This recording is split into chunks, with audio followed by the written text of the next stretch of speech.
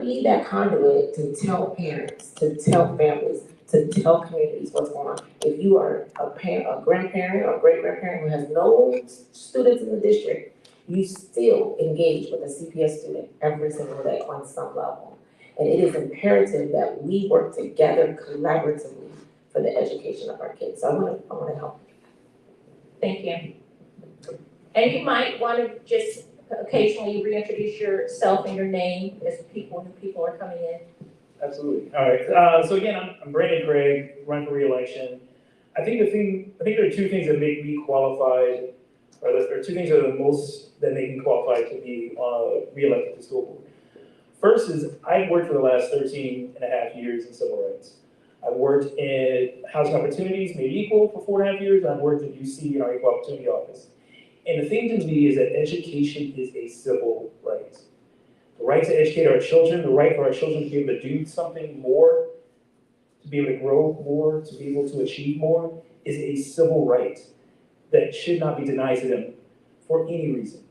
And the thing we have to be very careful about in our district is ensuring that we are providing an equitable education throughout our district so that no matter what zip code you live in, you can go to a good quality school. I think the second thing that I bring to being a school board member is I'm a systems person. I'm a person that is focused on we got to do it right so that we don't have to do it again and again and again. We've spent too many times redoing and rethinking and retrying to do stuff in this district, and we need to make it work. And the best way we do that is to put together the processes, the procedures, and the guidance so that the next group of folks who come through understand how to do it just as well. I've been focused on that since I got on the board. That's why I focused this last year on us improving our budgetary process and getting started earlier.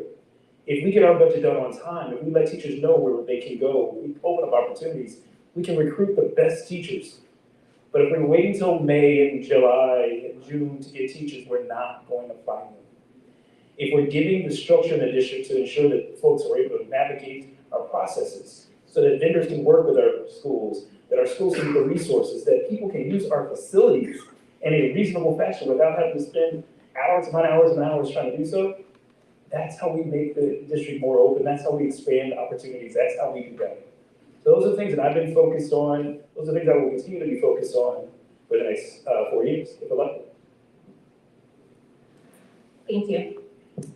Ms. Sonic, can you repeat the question for me? The question is, what qualifies you to be a school board member? Okay. I'm Marcia Butel, and I believe what qualifies me is my career. I've had over 20 years in the corporate world in information technology and project management, over 20 years in the faith-based community and nonprofits, and now 20 years in financial services where we help families manage their money and grow generational wealth. So all of that plus the 30 years that I've been involved with the district as a parent and as a community member has prepared me to be your board member. So I have served and worked on policy. I've worked on in strategic and budget committees. Throughout those years, I've trained parents to advocate for their students, and I've had the opportunity to graduate 3 children who all went to 3 different programs, so I'm familiar with the breadth of the programs here in the district. So currently, I serve on the Gamble Montessori Elementary, names are too long. Gamble Montessori Elementary LSDMC. This is my second time around with LSDMCs. I served for 9 years on the Withrow LSDMC where my son was a student. I also serve on the NAACP Education Committee, the League of Women Voters Education Committee, and I'm a proud board member of the Cincinnati Preschool Promise. And so I have supported every levy that has come across the ballot for our children because I believe in our kids and I believe in their ability to learn. So those things have uniquely prepared me to serve as your board member, and I hope I can earn your vote. Thank you. Thank you. Just a reminder again, welcome for all those who just came in, housekeeping, the restrooms, ladies and men's room are located downstairs. If you want snacks or water, we have that downstairs as well. You're welcome to drink water, but you cannot eat snacks here, so I just ask that you eat snacks downstairs. if you would like snacks. And also, you are able to ask questions directly of the candidates. So if at any point you have a question that you'd like to ask, please feel free to come up, stand next to me to let me know that you have a question, and I will make sure you get in. Okay, the next question is, Cincinnati, the Ohio report cards just came out recently in the state of Ohio. And once again, Cincinnati scored very low, 2 stars out of 5. And Cincinnati has always struggled with very, very low academic marks across the state of Ohio. So the question is, especially for those who are already on the school board, why is Cincinnati Public Schools, except for Walnut Hills and maybe a couple of other select schools, but why are all of the other schools to do about it to help raise those scores? We'll start on this end. Oh, wait, that's fine too. Well, You all want to go? non-incumbent, I was like, that's kind of not fair, but I. Okay, go ahead. But no, but for the ones who are non-incumbents, what are you going to do about it though? I mean, if you're aspiring to be on the school board, you should have a vision and a plan to raise those scores. Yes. Yes, I do. The report card was troubling, as it always is when we're not meeting the state standard. And there's always conversation about whether or not that's a fair assessment of what our kids can do.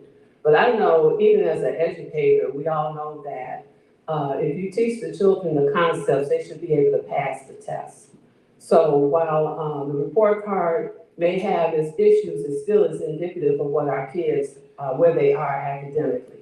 I am tired of celebrating mediocrity. That's why I'm running. I'm tired of us saying this is the best they can do, because it's not.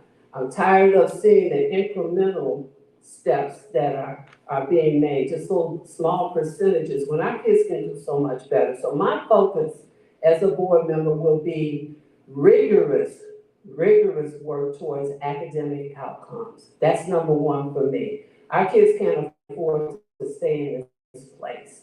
There's too much going on in the world for that. So I will want to work with my fellow board members to hold our superintendent accountable for a plan to deal with our academic issues for our kids. That's all I'll say about that right now. Thank you.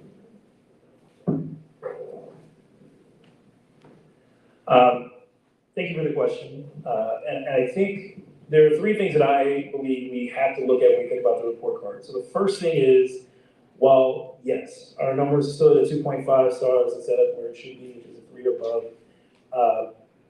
the big thing we do need to focus on are what's in those numbers. So what's in those numbers are that our math numbers went up, including at every high school math number went up. Our algebra passage rate went up. These are the basic skills that are needed to get you a diploma. These are the basic skills that are needed to get into an apprenticeship program. These are those basic things that we do need to focus on. Where we saw our drops, and this is what's really important also, is we did see a drop in some of our literacy and English scores. And that's something we have to be focused on, because that's curriculum. That's, are we teaching the lessons the right way? Are we providing the materials and information? The other thing that we did see in those numbers is the absenteeism rate went up. Now, we know that's a factor of a lot of things, but one of those is the fact of how this federal government has looked at and treated our students who are English language learners. They were scared to come to school for days upon end. We know it only takes 18 days for you to be considered chronically absent in the state of Ohio. That's not 18 days of you being sick. That's not 18 days of your family excuse you to be out. That's 18 days period. So for many of these things that were markers in that grade, there are factors that really affect a public school district, especially an urban public school district, tremendously. But that is why we must focus on those things that will make sure that our students are learning better, to make sure that our students are growing their academic achievement results, and to make sure they feel a sense of value. One of the big things I talk about with Career Tech for me is that Career Tech gives value to a student who then wants to come to school, who then wants to be educated, who then sees their future. For so many of our students, they don't see that. I think the last thing I will say also is that we have to be really pushing the accountability down the scale to make sure we're all holding ourselves accountable. Thank you. So Dr. Kareem Moffitt again, for those that have just come in. I'm not gonna make any excuses. We do have a 2.5 star. But we had a board meeting yesterday where the board was very, very assertive in accountability.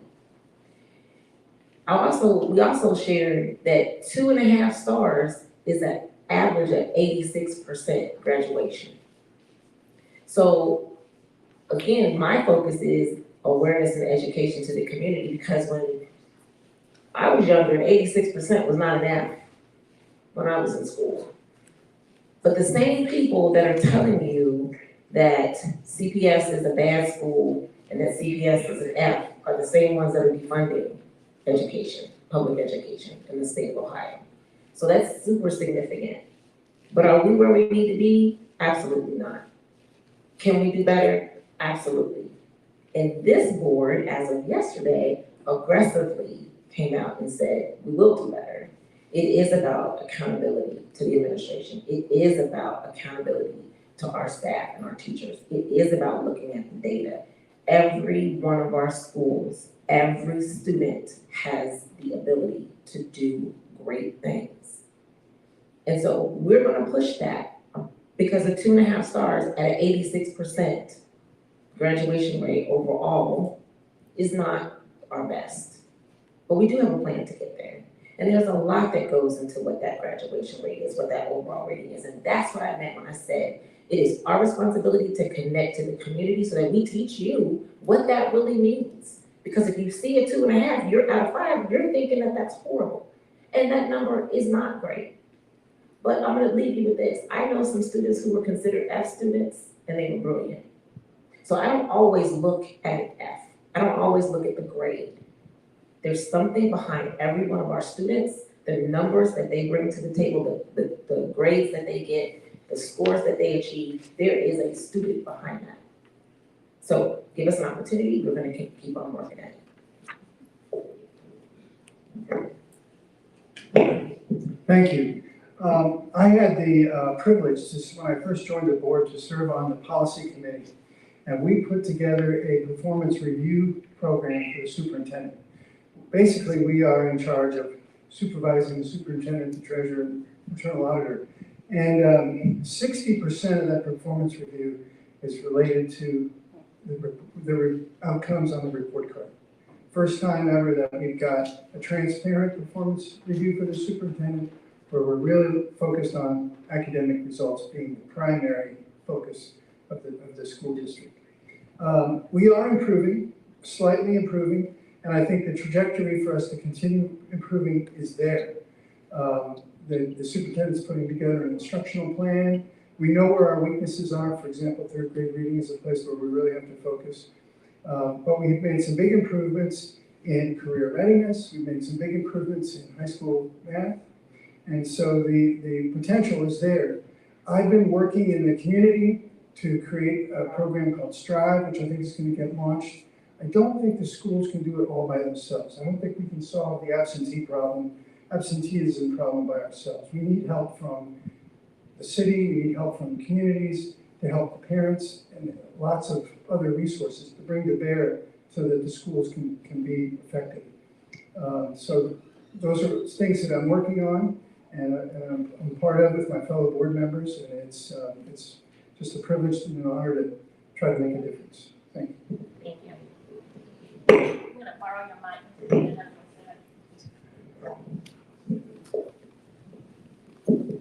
There's 2 issues on the ballot that affects the school board and the community, the levy and the preschool promise. Where do you stand on both of those 2 issues?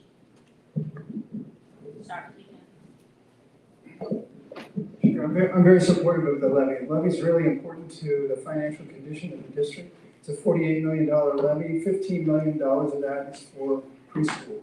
Our preschool efforts in the past years have been very successful. We've got a very high kindergarten readiness rate due to the preschool efforts. We're one of the few cities in the country that have a lot of public preschools, so I'm very supportive of that. Hopefully we can continue that. This levy does not raise your taxes, and so I know there's some tax exhaustion with our city and community, so this is one of the levies that doesn't do that. At the same time, it does put us, because it doesn't raise taxes, puts us in a little bit of a financial stress because there's inflation. But, so I'm very supportive of the levies, and You know, it's our job to find the financing for the schools, and we do that through real estate taxes. We have some troubles in Columbus. We're gonna have to do a big job of advocating for state money to help us and not over exhaust our local tax resources. We're about 2/3 local money and 1/3 state money, and that state money continues to dwindle, which puts pressure on local funding. So yes, I'm in favor of all of it. And I'll work to make sure that the levy passes. Thank you. Thank you. Dr. Kareem Moffett again. I'm absolutely in favor of the preschool promise. And the preschool promise is funded by this particular levy. So I really, really would love for you to support our levy. And I'm in the same boat. I don't like my property taxes going up. And it won't do that with this. Because we are in the same boat, the board is also exploring other equitable options for funding. Because I'm gonna tell you, and this is a big discussion from a history lesson standpoint, it has been deemed unconstitutional how we fund public schools in the state of Ohio anyway. Yet we don't have a fully funded state funding formula. And I know that's a lot to be talking about, but the funding formula for the state of Ohio has not been fully funded to public schools. So because Cincinnati Public Schools, in short, is considered a wealthy district, we receive approximately 37 cents on the dollar for every student. It has been stated that the state thinks that it's gonna cost roughly, I'm gonna just round it up, $8,000 to educate a student in the state of Ohio, and we receive 37 cents on the dollar approximately.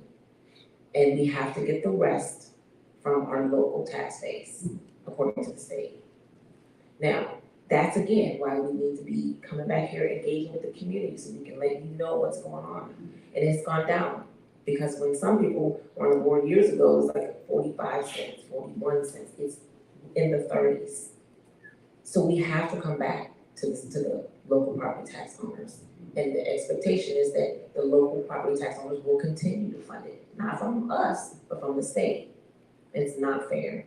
We're asking you to support our littlest learners, and that is with the preschool promise on this levy, because if it does not pass, we will immediately be short, and the preschool promise will immediately be impacted. And that means the preschool promise, for those that don't know, 3 and 4-year-olds can go early learning for our littles, 3 and 4-year-olds. Thank you.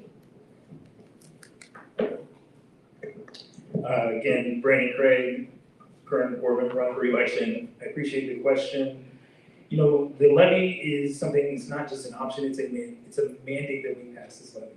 It's a renewal levy. It's not something that will raise your taxes, it's not something that will put some additional burden on it, it's something that is just going to fundamentally keep us at the same dollar amount we're already getting. When I was chair of the Budget Finance Committee for our school district, for the board, I made it a point to us to talk about this because I really wanted us to get ahead of the game when we discussed the budget. Because we do have this issue where the state's going to be increasingly providing a smaller share, and a larger share will have to go from the pockets of the folks in our district. But this also is a big issue for me because the truth is we are doing this hard work to demonstrate that we can be better fiscal stewards of the dollars that are coming to us, and we can get better results. We're gonna have to keep working hard to make sure we're getting community partners as part of this. And that community partnership comes from things like working through some of these levy efforts and increasing the opportunities for us to expand opportunities to fund the district in new ways.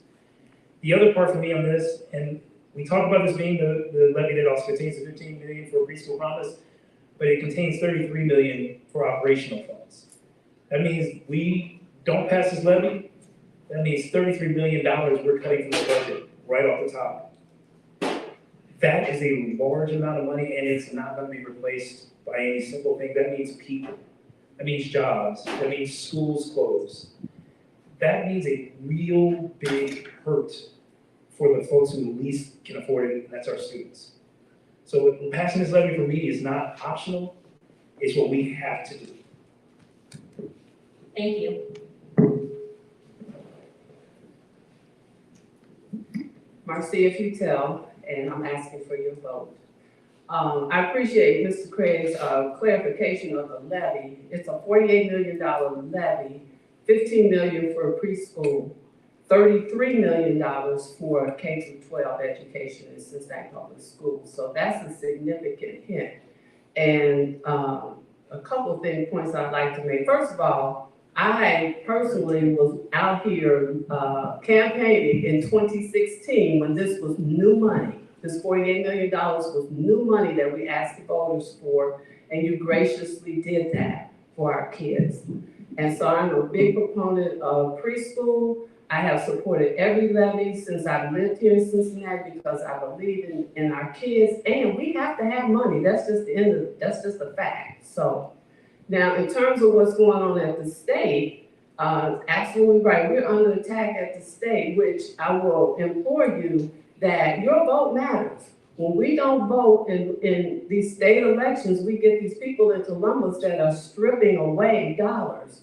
So that line item that says public education doesn't always go to traditional public education. Some of that money right now is going towards vouchers.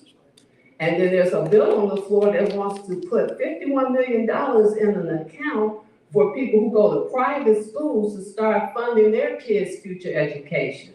That's all on the same line item. So as what's already been shared, we're getting less and less help from the state. And the final point I'll make too, it takes a village to do this, and we need help from our city as well.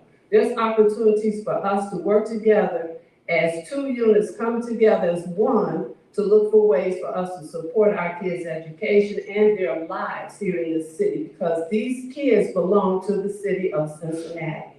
So when it comes to money, when it comes to all this fiscal stuff, yeah, it's a hit on our taxes, but they're worth it. Our kids are worth it. Thank you.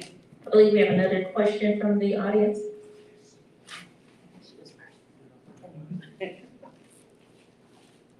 Good evening. I got a couple of questions, but I'll make them quick. I'd like for you all to try to describe to me what your relationship is, what the board's relationship is with the superintendent. How do you hold the superintendent accountable? The other one, super low attendance. Any ideas on how we're going to get the attendance up? In other words, where are the students at? Okay. And the last one, we're talking about test scores and teachers interacting. How are we going to get these test scores up? And as I said, we're looking at low attendance. Where are these students? What efforts are out there? And again, I need to know what you all relationship is with the superintendent in order to hold the superintendent accountable. Thank you. I don't remember which hand. You can go whatever order you want, actually. We are all here. Marcy, if you tell, and I'm asking for your vote on November 4th. Relationship with the superintendent, the board has three employees, as I heard Mr. Crossett mention, the internal auditor, but also the superintendent and the treasurer. And so how do we, as a board, how do you as a community hold us, the board, accountable? Because we hire this person, our expectation is that they are going to run the school district. The job of the superintendent is to run the school district. The superintendent is the CEO of the district. The board provides governance and provides the voice to and from the community. And if you don't like what's going on in the schools, you hold us accountable. And we hold the superintendent accountable. So that's the relationship there. And so the expectation of the superintendent is to have a vision, to have a plan to address the very things that we are talking about, because that's what we pay that superintendent for. They're the CEO of the district. The other question about absenteeism, as it's already been said, there's a whole lot of reasons why kids may not go to school. But one thing that we do need to look at is our children will do whatever they like. And so there's a reason why they may not be going to school. We need to look at what is going on in school that they don't want to go. Because if it's exciting, if it's appealing, oh, my time is up already. I did put that time down to a minute and a half because we want to be able to get more questions. Okay. All right. I didn't tell you all that. so you may want to gauge. Yeah. So I pretend like I don't know what's I think the relationship that I have with the superintendent is a very good working relationship. I think I've had a very good working relationship with the last superintendent and with the previous interim superintendent. My goal is always not to make the superintendent's job harder. My goal is to make the superintendent successful. And my goal is to make sure that the superintendent is successful because then the students will be successful. So one of the first things I worked on was creating a summit that was called a 22nd Century Education Summit. And the sole focus on that was how do we teach and educate for our students that are coming tomorrow, for the way that they're gonna think in the future, the jobs that are gonna be there in the future. We didn't look at just what we did in the past, we had to look at how do we educate for the future. It also brought us opportunities to think about what are the challenges that are coming with academic performance? What are the things that are stymieing some of the kids' reasons for not wanting to come to class? But the real truth is that the way we improve things like attendance and chronic absenteeism is through educating parents. Because it is a very easy case to make an argument that a high school student doesn't go to class because they don't want to go. It's a very hard thing to say that a second grader doesn't make it to class because they don't want to go. And when we see chronic absenteeism at our elementary school level, that is not the students. That is the relationship with the parents not getting them there. That is the relationship with the school not educating the parent on what's the cost of not getting there. And that is when we know that when a student goes to school, they do well. When they go to school, they graduate. So that should be our focus. Thank you. So my relationship with the superintendent, I don't want to repeat everything around our goal, or what our charge is as board members. We have 3 employees. Our responsibility is to hire and fire them, hold them accountable, and actually bring money in, be fiscally responsible for the money that we have and bring some other money in. I hold the superintendent accountable for the grades. I want to see a plan. And I understand, I think that the district is like a semi-truck that wants to turn left. It's a big, big thing, and it's hard to turn left. And we have to go up and come back, and may not be able to maneuver as easily as possible as other things, because I've learned now that I'm in the system, it's not easy. 66 buildings that are all different, 35,000 kids, and that means there's at least that many parents. It's tough. It is possible, and she is held accountable for movement, for those grades, for being fiscally responsible. Our role as board members is our bosses are the voters. So when I go into schools and I ask kids, do you know what board members do? Who's the boss of the school? The principal. Who's the principal's boss? The superintendent. Who's the superintendent's boss? That would be the board. And so who's the board's boss? The voters. So our responsibility is to work with the community to come up with goals that you all deem responsible, that you want to see. And we've done that. We spent time doing that almost 2 years ago. And we hold them accountable for those things. Thank you. I missed the other part of it, I'm sorry. Good evening. My name is Jim Crossett. I am a Democrat, and I am an incumbent on the board for those of you who have just come in. I have a great relationship with the superintendent. It's a very open communication, and I'm able to make suggestions, and she's open to hearing them, and I think that's really valuable. Again, I was on the policy committee where we put in the superintendent performance review, where 60% of her performance is related to the state report card. So she knows if she's going to keep her job and get a raise or whatever, she's got to focus on that report card.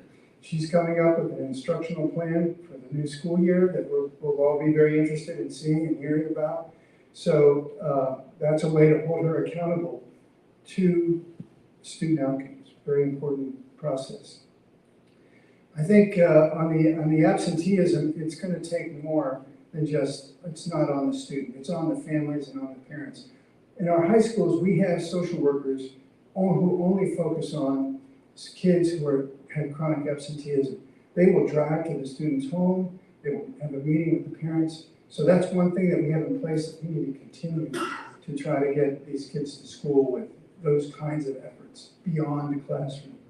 And it's going to take help from our community as a whole to help these kids get to school. So it's not as simple as it might seem. Also, I think in the high schools, we are really ramping up our career tech efforts for kids to have a path coming out of high school. Thank you. Mr. McGee? Good evening. My question is, first, do you understand the Montessori program that they have in Cincinnati Public School? Two, from my research, there are issues with the program. Three, there are buildings that have Montessori on it, but they're teaching the standard teaching. They're not teaching Montessori. They're teaching teachers the Montessori program, but they still going back and teaching the standards.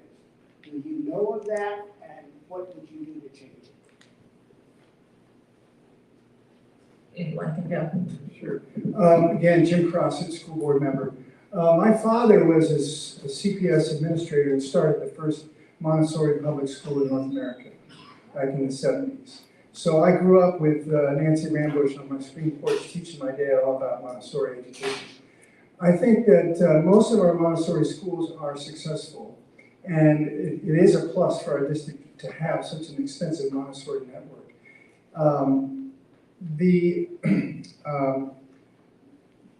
What I wanted to say was that, I lost my words here. I don't know the specifics about what we're teaching and what we're not teaching properly, but we have something exciting happening in the district this year, in that the Xavier Montessori Elementary School is now part of CPS, and it's a teaching school. It's a school that teaches teachers to be Montessori teachers. So it's a big asset for us to get into our program and to enable the Montessori teachers to have more professional development, better training. So that's a plus for our Montessori programs, to make them better and make them continue to be better. I think that the idea that we have K through 12 Montessori all the way into high schools is very unique and very positive for our city district. So, thank you. Thank you. So I'm gonna look into what you just asked, because from what I know, Montessori is definitely taught in a lot of our buildings. We're known because we have public Montessori. Some states don't have that. But part of the reason why I'm gonna look into that is because that's very personal to me. My own personal children, when they were little, went from private school to public school Montessori. And my youngest son had to repeat because the private school taught, in part, because the private school taught them cursive first and the public school taught them block. And there should not be a disparity in Montessori. So I'm going to look into that to definitively answer your question, and I'm happy to send some information, because I don't know for certain if there is a difference. There should not be, but I do know that there are state standards that public schools have to abide by differently than private schools, but there should be some consistency. So I'd like to get a little bit more information about your specific question. Montessori is not for everybody. It's just not. I had a Montessori coach tell me that's not true. It could be for everybody. But I have 3 sons. One of them it was not for, because he had a learning disability. So those are our students that choose that option, typically strive in that option. But it should be consistent, for sure. Thank you. So to speak to a little bit directly to what you're describing, one of the problems with education, and especially when you do programs like Montessori, is that you have to get the teachers trained up in Montessori practices. You have to get them certified to be able to do the work. And that unfortunately costs money that the state doesn't provide resources for. So what we've had in our district is this effort that every year we're trying to educate more and more teachers to get them better and better, and they're getting equipped with the skills and knowledge. They don't always end up in buildings where they are practicing those skills and knowledge, and I wholeheartedly agree with the sentiment shared that we have to do a better job of being authentic to what a Montessori education should be in a school building. And that's one of the benefits of the Montessori lab program that we purchased with Xavier, is that now we can actually educate our teachers without having to pay $100,000 a teacher to teach them and get them certified in Montessori education. We can actually put in programs so that we can have teachers who are guiding other teachers who are coming up to ensure that they know the best practices, that they're learning how to do these skills, and that they're able to work together and discuss and talk. And as every other business does, right? If you have a business, you have a program within your business, you work with each other to skill up so that you can keep growing the knowledge. That's the goal of those. One of the things that we committed ourselves to in getting the Montessori Lab contagion is that we would then be able to skill up, and then it also could be a potential revenue generator, because if our teachers are able to be skilled up, they can then educate other schools on how to do Montessori. Thank you. Marcia, if you tell, I certainly don't know where that data come from, I can't dispute it, but I will say this, I have a 7-year-old granddaughter who is at Gamble Montessori Elementary, and she is thriving in Montessori right now. She's the only one out of my grandkids and my kids even that did well in Montessori. But I want us to, there's a lot of focus on Montessori, some people think that's the end all be all and everybody should go through it, but we have to put focus on the other students that don't learn in a Montessori environment, the other programs that we have, and we have to give attention to raising their academic outcomes as well. And so my focus is not just on a program, but raising all of our kids' academic outcomes throughout the district. So while there's a lot of focus on Montessori, and I appreciate that because my granddaughter is doing quite well, and I am on the LSDMC of that school. So I'm getting my immersion in the Montessori world as well. But we also have to look at the other programs throughout CPS. Those students are just a segment of a bigger population of students that need our attention in terms of their academic outcomes. Thank you. We have another question from the audience. Hello, my question is pretty much to the members who are already on the board and have been on the board for a while. Since you've been on the board, has there been any improvement at all in test scores, attendance, any of the problems that have been with the district? So can you elaborate on that? Thank you for that question. Again, Brandon Craig, current board member, running for re-election. I'll point to 3 things that we've seen improvement in since I've been on the board. And one of them distinctly is one that is near and dear to my heart. I'm a Walnut Hills grad. When I went to Walnut Hills, I got to take algebra fairly early in the way we do in our district. And when we got on the board 4 years ago, the algebra numbers were in the low 20s, high teens. We're now over 40% of first-time algebra takers passing and meeting that requirement. It's a huge jump. It's not where we need to be, it's not where we want to be, but it's a big jump. The other big thing, up until this past actually school year, our attendance numbers had actually taken a huge, our chronic absenteeism had taken a drop. And the truth is that it dropped because we started providing materials in other languages for our parents who are English language learners or multilingual households. So they actually then knew that they had to get their kid to school. What happened if their kid wasn't at school? And then they had the biggest growth in attendance numbers. What we saw this past year, federal government steps in, causes problems, causes those numbers to drop again. So those are efforts we have to keep fighting for. The third number that I pay very close attention to is the number of kids who actually take these standardized tests. Our number, if you look at the scorecard, shows that our number of students who are not taking the test has gone down every year. Not taking your test, that's not even getting a score. That means you just did not take it. You weren't there that day. You can't pass the test if you're not there to take it. So we still got things we got to work on, and there's things that we're building on, and there's things that we're doing better at, but those are just 3. Thank you. So he took some of the ones that I was gonna say too, but I do wanna share this because I was pulling this up. We had 3 high schools that showed improvement from last year to this year. Of course, with Little Tigers, Tiger Mom, Gamble Montessori, and Riverview East. And those are schools that were in trouble, and they showed improvement. So that's significant in part because Withrow is one of the largest schools in our district. And so we moved that school. The report card is better. Gamble, Riverview East.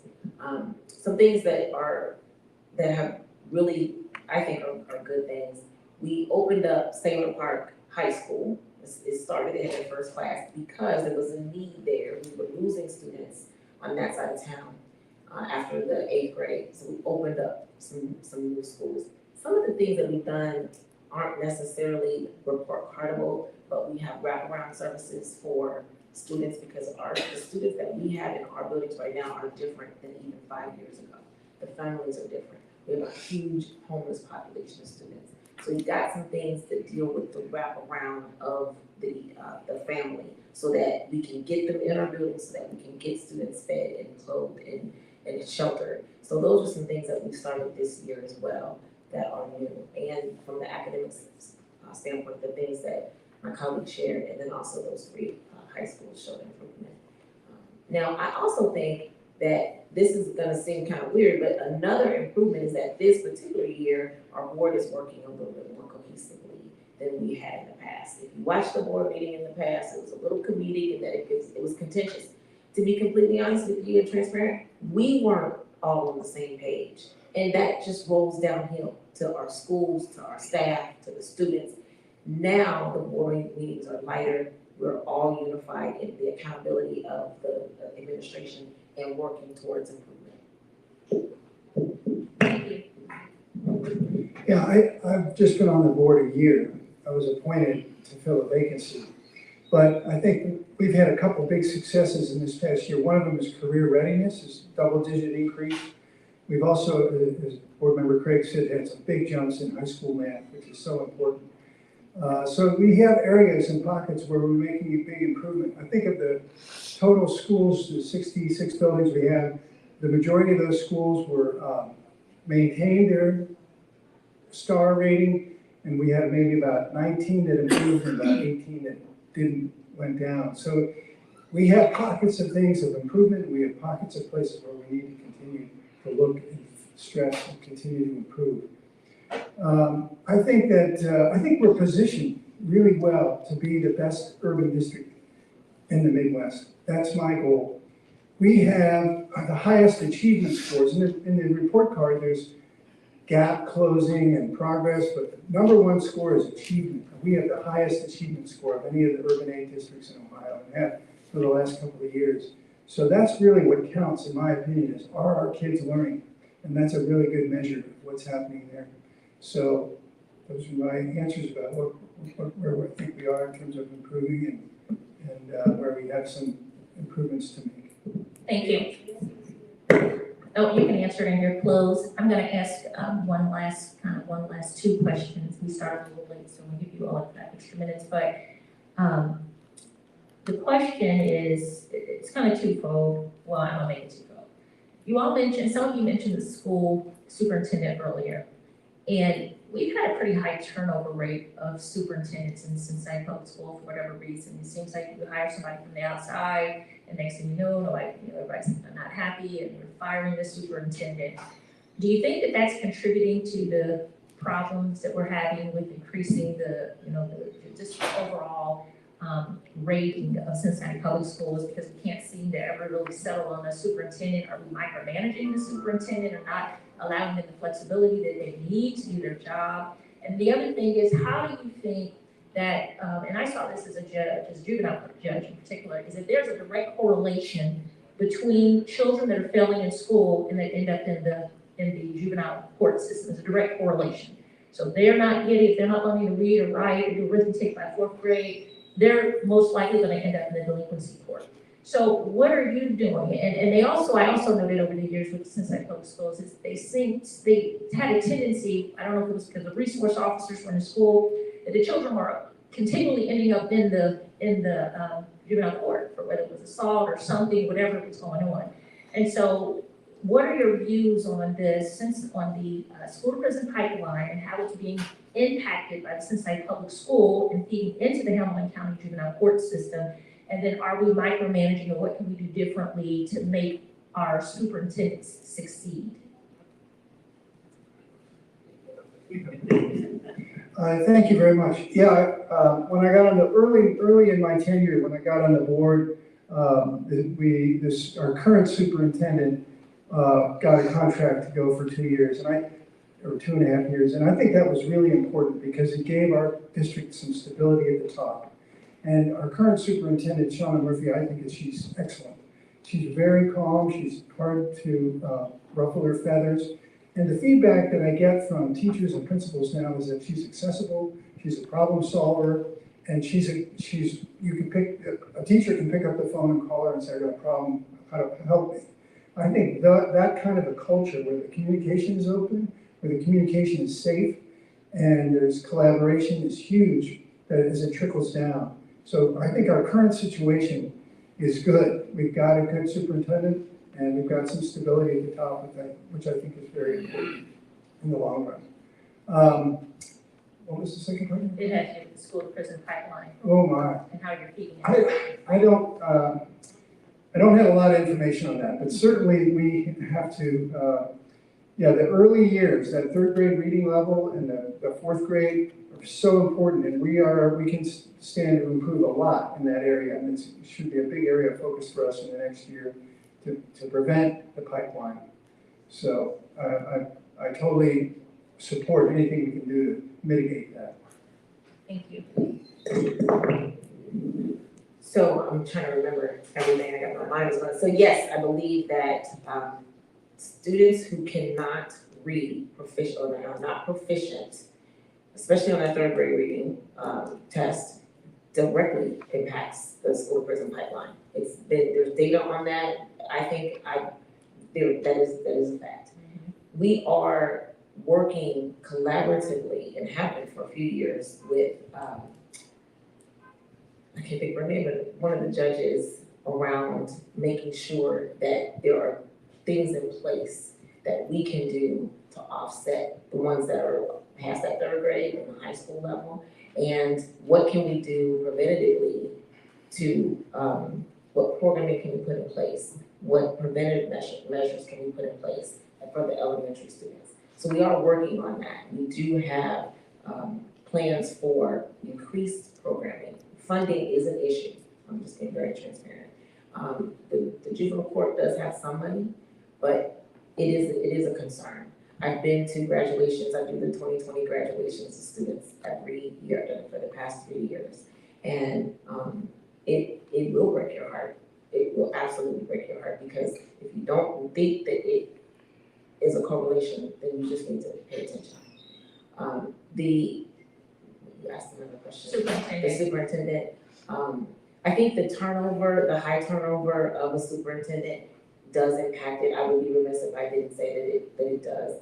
Having very, I'm sorry. yes, to answer the question, and I don't think that we micromanage them. I do think that there have been some significant flaws that we didn't see, and. Okay, thank you. Sorry. So to answer, well, so let me start off by saying thank you for hosting this evening, and thank you for allowing us to have the opportunity to speak with folks today. I think it's a really impactful 2 questions that you've asked. And so I think the first one is the turnover affects the district? Absolutely. To be straight up honest with you, I think when we do these high turnovers and for whatever reason they get turned over, whether it's the interim not being the interim anymore, whether it's a new or when someone leaves, it does cause a shift in the supervision of how the schools operate. It changes who's the leadership team. It does change how the district functions. And when we made the last change, we made substantial changes to the district in addition. So I think there is some learning curves that we are living through and that we're working through and that we will have to deal with. We made a decision. That means we need to fight harder to make sure that that decision does not fall flat, that that decision does not fail. To your second question though, and this is where I think when people don't have a value in who they are and how they live and what they be, what they live through and where they're going, that's when we start to see the anger that we see so often. That's when we start to see students not being successful. When students can't read at the level that they're supposed to, when they can't understand the concepts at the level that they're supposed to, and then they get frustrated or they lose their faith in what they're doing, they lose their faith that they can achieve something, that's when they resort to some of the practices that we see. The school to prison pipeline doesn't get created overnight, and it won't be fixed overnight, but we can take the steps to build value in each one of our students, to build an opportunity to use things like restorative justice to give them other ways to resolve it. Thank you. Concerning the superintendent situation, last May, I was at the board meeting where the current superintendent was appointed as the interim. And I addressed the board as a citizen, not representing anyone else but myself. And I shared with the board some feedback, some stern feedback about the lack of leadership that got us to that point where now we were about to install the fourth superintendent since the pandemic. Totally unacceptable to the community and especially to our children. And I still feel that anytime you have that level of turnover, it disrupts everything. So we can't afford to do that. Now, having said that, we still have to hold the superintendent accountable for getting results. And as a board, we can't afford to allow a lot of time to go by while they figure it out. So there's a two-way street there. There's the accountability that has to come from the board, and then there's the leadership performance that we would expect from the CEO of the district. Concerning the school to prison pipelines, not too far off of that question, it's leadership. It's leadership in our schools. Are we putting our best teachers in front of our most needy children? Are we putting the best leadership at the building level in the schools where they can turn it around? I have questions about that. And so when I come to board, one of the things that bothers me the most is a lot of decisions get made without the academic data to support it. And that has to stop. Thank you. All right, due to the time, we are out of time, way out of time. I'm going to give each of you 1 minute to wrap up. You can address whatever you want in your 1 minute. And we'll start, who do we start with? Okay, we'll start with you, Jim. Okay. Yeah, thank you. My name is Jim Crossett. I'm a Democrat. I'm currently on the school board, running to stay on the board. And it's an honor to have been invited here today. Thank you very much. For me, it's a gift to be on the board. I'm really honored to serve. And I think that in the next coming years, we got some big challenges. We got financial challenges, we got student outcome challenges. But I feel like my efforts, I visited, in my first year, I visited about half of the school buildings already. I want to continue to visit every school building all around the city, meet the principals, meet the teachers. So I just want to put in the work and put in the effort and work as a good board member, not only within the schools, but connecting the schools to the community. I connected the superintendent to the chamber this year. Nobody had talked to the chamber in 5 years. So, I'm working with the Business Advisory Council. We're continuing to bring employers to the, I just had a conversation with the president of Christ Hospital to get them in the loop, to employ Cincinnati public school kids, etc. So, thank you very much. Thank you. Dr. Corinne Moffitt, running for re-election to continue fighting for the education of our students. We've done a great job at building collaboration and partnership with the city. We, for the past few years, have had a joint meeting with the city council members, Healthy Neighborhood Committee, and the school board, because fighting for the education, our students look different than they looked 5 years ago. They're coming into our buildings with much more need. It's not a problem that we can fight just as a district. We have to partner. That includes the city, but it also includes the community. And I want to work to continue to be that bridge to the community about what's going on in the buildings. Together is how our students are going to succeed. Together, they are worth it. And so I'm running for re-election, asking for your vote, and also asking for you to join us. It's going to take community effort, not just a vote, but come join us. Come go visit these buildings. Come see some students. Help us get our students, if you see them during the day, in the buildings. Thank you. All right, so I'll try and be quick so as I get more folks to come up today. 1 minute. I know. For any great Cincinnati Public Schools board member running for re-election, I'm here to tell you that I'm running not just because it's a thing to do, but I'm running because I have a purpose to do this work. I want to make sure our students get the best education. I want to make sure that we're doing our work as a board in the best way possible. I want to work in those collaborative ways with our partners in our community to make sure they are there at the table with our students. But at the end of the day, the most important thing that we do as a board is ensure that our students get the best education and are prepared to walk out that door, the diploma in their hand, and with a skill in their other. And if we do that, they'll be successful, we'll be successful. And the only way we do that is if we pass the levy also, in addition to going for board members who are going to support those efforts. So again, I ask for your support for me, but also your support for our district to vote for the levy. Thank you. Marcia, if you tell, and I ask for your vote on November 4th as a CPS school board member. I want to touch on two things I didn't talk a lot about this evening. One is parent and community engagement. The parents are the customer of the school district, and we have to treat them as such. And so I'm big on that. I'm gonna play with that. We have to engage our parents better. I don't care what's going on with them. They have the right to put their kids wherever they want. So our schools have to be engaging. They have to be purposeful, and we have to always stick to the core business of education. And then finally, I'll go back to the leadership part.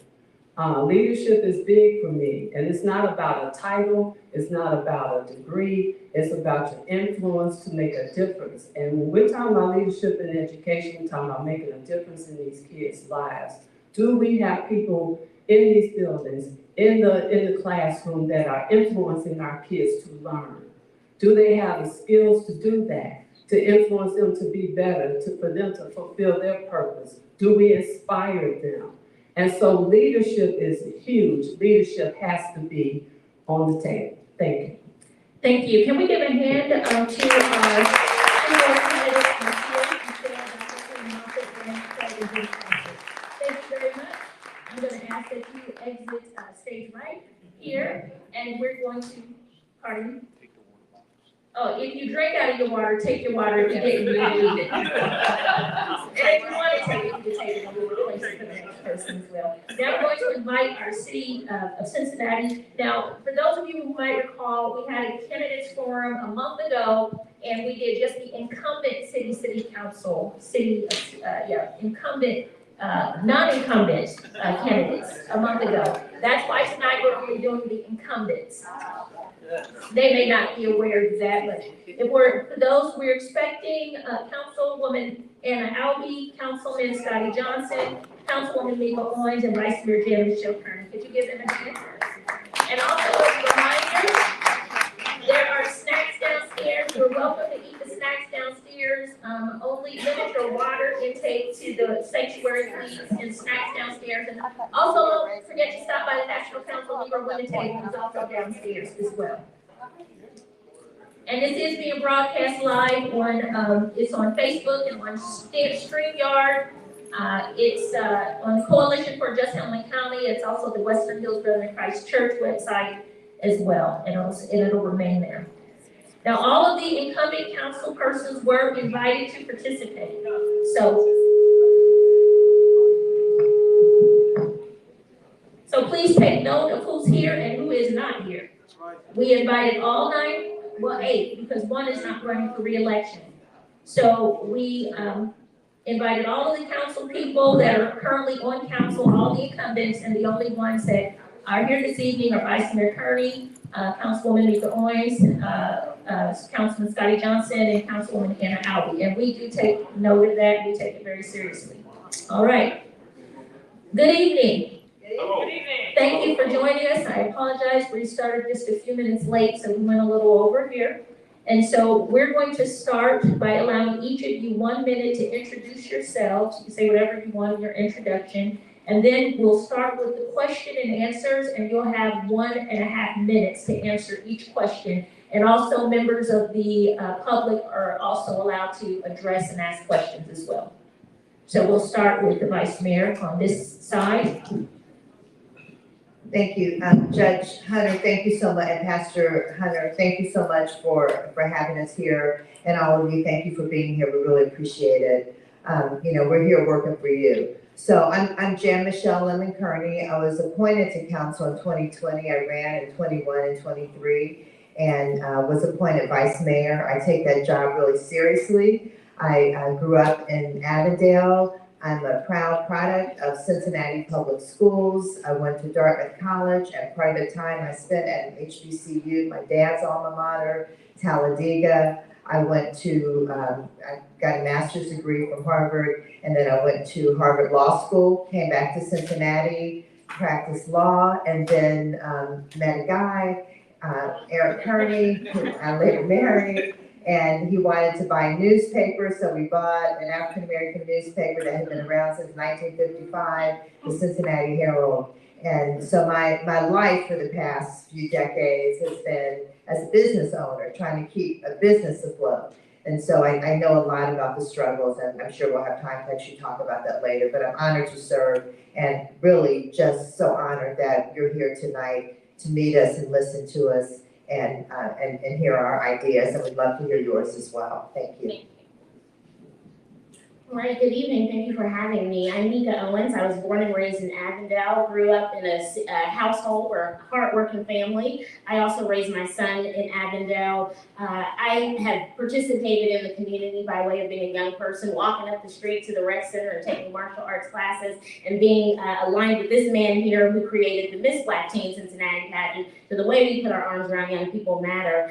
It was in 2016 that I organized in this community because I believe in the value of democracy. As a young woman who has raised a son and been on CMHA's waiting list, I understand the need for housing and the basic services that we need in this community. Democracy matters, and until we elect leaders who reflect our values, systems don't change. And so I kept organizing. In 2020, I co-founded the Greater Cincinnati Voter Collaborative because at the end of the day, if we don't show up and participate, we will not change. And so I'm an organizer at heart to change policies and legislation that move this city forward. Thank you.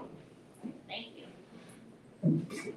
Good evening. Thank you so much for having me. I am Anna Albee. I ran for city council in 2023 to tackle the epidemic of gun violence head on.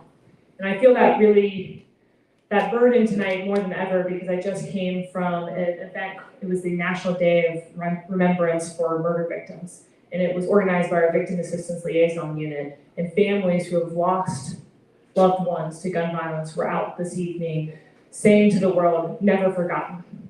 And that is the work we must continue to do at City Council, at City Hall, every single day.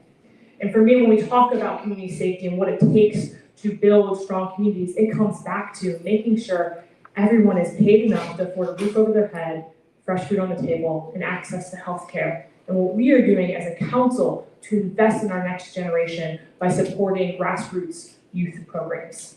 And I want to talk about the hunger piece, we'll talk about it more, I'm sure. But this council has led the charge to unlock over $1 million to directly feed our residents who are most impacted by gun violence. And that is the work that I am running to continue because we lift up families, we make a difference. So you can go to albie4cincinnati.com to find out more. Thank you. Well, great evening, everyone. I'm Scotty Johnson, and I am running for my third term on Cincinnati City Council. I am a proud product of Cincinnati Public School, High School. Went on to Bowling Green State University, where I received a Bachelor of Science in Criminal Law. Was invited to study at the Vice Mayor's alma mater, Harvard, where I did some race relations work, received a certificate from Harvard. I spent 33 years as a Cincinnati police officer, serving you in that capacity.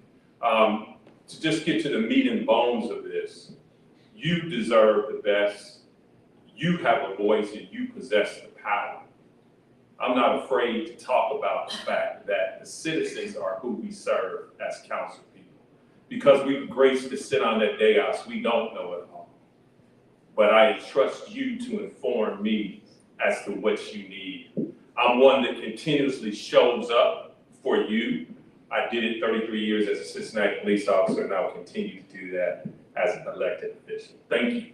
Thank you, and I'll start with you, Councilman Johnson, and that is, again, we're dealing with all incumbents today, and so the questions will be directed basically at your outcome.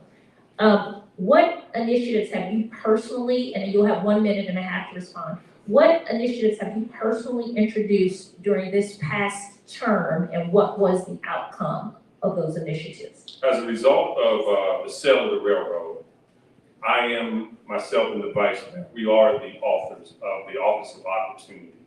And what is the Office of Opportunity? What that does is make sure all business conducted in the city of Cincinnati is done equitably. And we talk about equity in the city of Cincinnati, but the Office of Opportunity will oversee all business transacted in the city of Cincinnati. So women-owned businesses, Black-owned businesses, brown-owned businesses are getting the opportunity that every other business that does business in the city of Cincinnati has the opportunity to do. So the outcome of that, I was a lone no vote because I did not see a pattern. I did not see a way in which we were going to benefit, and I say collectively, we, the Black community, was going to benefit from the sale of the railroad. There was no direction. As a result of that, I still think you're diving potholes. So I'm the type of person that wants to make sure when a vote goes forth, you are not the second thought, you are the first thought. And that's why I was the lone no vote. So as a result of that, Your Honor, we formed the Office of Opportunity to make sure, we call it the Rising 15, the 15 most underserved communities in this city that are given the equity that they deserve. Thank you. Yes. Thank you for the question. So I'm going to rattle off a couple things really quickly. So you can now get a free gun lock in every single library in the county, thanks to my office partnering with the Hamilton County Library System, as well as CPD and the Sheriff's Office. We've also been working to get more gun locks out into the community. This past weekend, with help from CPD, we distributed 77 gun locks during the Bengals game during tailgating, because we really want to emphasize secure firearm storage. So those are a couple things I wanted to rattle off really quickly. But the big thing, and the thing I'm most proud of this year, is the work I've been doing around food access. Because this is something I would hear from communities. I would go into a room to talk about gun violence, and the conversation would come back to, our kids are hungry, we don't have a grocery store. And we know this is true, right? Food is so impactful to communities. So I'm really excited, very, very soon, knock on wood everyone, we will be launching a grocery assistance program where we are going to give 200 families in Winton Hills $100 a month to spend on their groceries and then deliver those groceries straight to their front door. So we're doing multiple things at once. One, we are breaking through the barriers of food deserts by bringing groceries straight to people's front doors. And two, we are helping put dollars in people's pockets at the time when their checkbooks are hurting the most at the grocery store because of Trump's tariffs.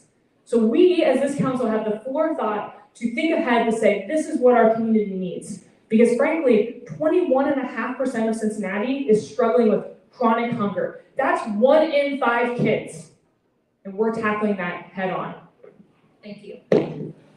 Thank you. Mika Owens running for re-election to City Council. I'm a results-driven leader in my first 3 months in City Hall, declaring gun violence as a public health crisis, because for me it was important to make sure we are accountable and not just showing up in a law enforcement response, but showing up in a community-led response and allocating our budget to support that, which has led to the creation of Act for Cincy, a framework holding us accountable. Housing insecurity is real. Eviction rates are far too high, and they disproportionately impact moms, single Black moms who are sending her children to school, so to CPS schools. And so I led on championing access to counsel, giving people a free attorney and rental assistance to reduce evictions in this city. We have helped hundreds of families. By the end of this year, it'll be over 1,000 families. Because of the work I've led on with the Green Cincinnati plan, we are now looking at green workforce for the future for our children right now. We're talking about an $11 billion economic impact, the creation of 44,000 jobs, living wage jobs, not needing a college degree or a high school diploma. We're talking about resilience and economic stability for the people in our community, particularly our young people. So those are spaces where I've dug deep, and I am excited to continue to do the work and get results for Cincinnati. Thank you. Thank you. So I'm Jan Michelle Lemon-Kearney. Here's the truth about what's going on here. The rich are getting richer and the poor are getting poorer. Our wealth gap is expanding, and that's a problem. That means there are more families that don't have a roof over their head, they don't have food on the table, they don't have money to buy medicine for health care. It's something that we have to absolutely tackle, and as Scotty Johnson likes to say, we have to move the needle on it.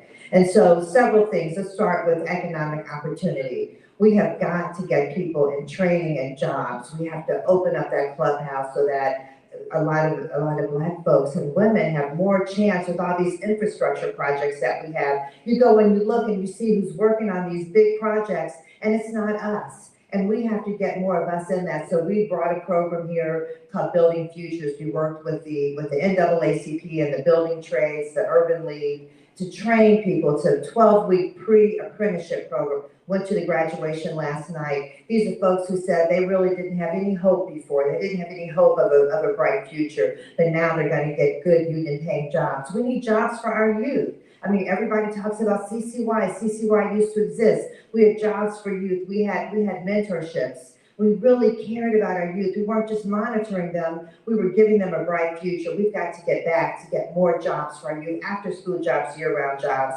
That means expanding youth to work, and we've got to really work on that. In terms of food insecurity, the Office of Opportunity that Scotty Johnson mentioned is working on mobile trailers to actually go into the neighborhoods, so many neighborhoods where there are no grocery stores, and that's quite a few of our areas. And to really allow people to go and get fresh produce and get the food that they need at good costs. And so we're working on all those different areas, and I see the hand is up. We'll talk more. Okay, thank you so much. All right, this next question is to each of you specifically, and that is, what did you do? What was your position? What was your view, and how did you handle the brawl, the fight situation that happened in Cincinnati that seemed to really divide the community by race? And there's still a lot. I was part of obviously a group of pastors and other leaders who stepped up because we believed that it was handled very inequitably, and we still believe that. And so what was your personal position on that? How do you think that you handled it, and how do you think that the city handled it? We could have done better with that. So we saw that brawl, and the first thing I said, the brawl was on Saturday, so I got interviewed on Sunday, and I said, we're gonna find out who's responsible, and we're gonna hold them accountable, and that's really important. But as it turned out, we kept seeing face after face of all these Black people getting arrested and facing 30 years. And we're like, what happened to the people who started that fight? What happened to the people who were using the N-word? What happened to the people who were saying, come on, come on, come on, I'm gonna take all y'all on? We saw that on the videotape. What happened to the man who slapped the Black man? And no wonder the brawl broke out. And so you actually explained about Ohio Revised Code, about our law that talked about inciting violence. And my opinion was that the person who started the fight should have been charged with inciting violence because they actually started that fight.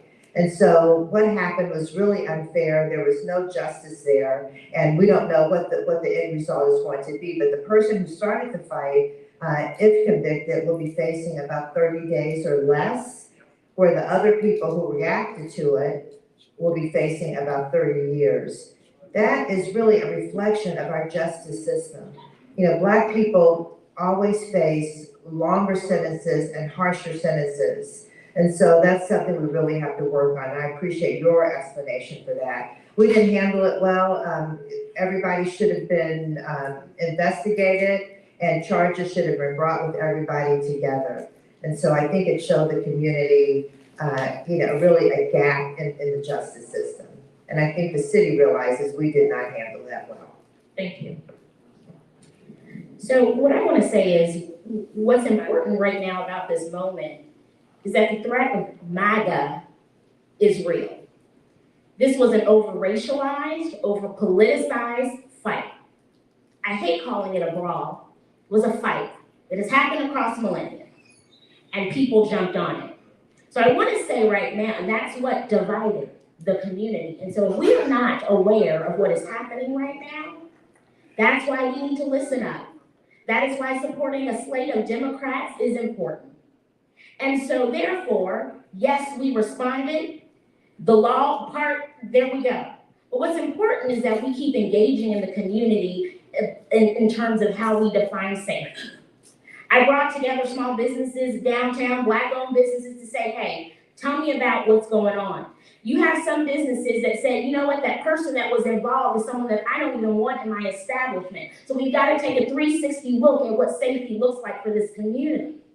Yes, we must apply the resources and use the data to do so, but we have to keep talking because it's the narrative that we have the power to shape about Cincinnati right now. And I will not stand for division, and I hope all of us agree on that. Thank you. You know, I've been saying a lot lately that I feel very protective of our city in this moment. Because there have been a lot of people with a lot to say about our city, and people, frankly, who do not care about people in our city. And it angers me to my core that people use this incident to divide our city and target our city. Because let's be honest, Cincinnati's an easy target for MAGA right now. The vice president lives here, his half-brother is running for mayor, and oh, by the way, we're the hometown of Vivek Ramaswamy, who also is, a MAGA sweetheart.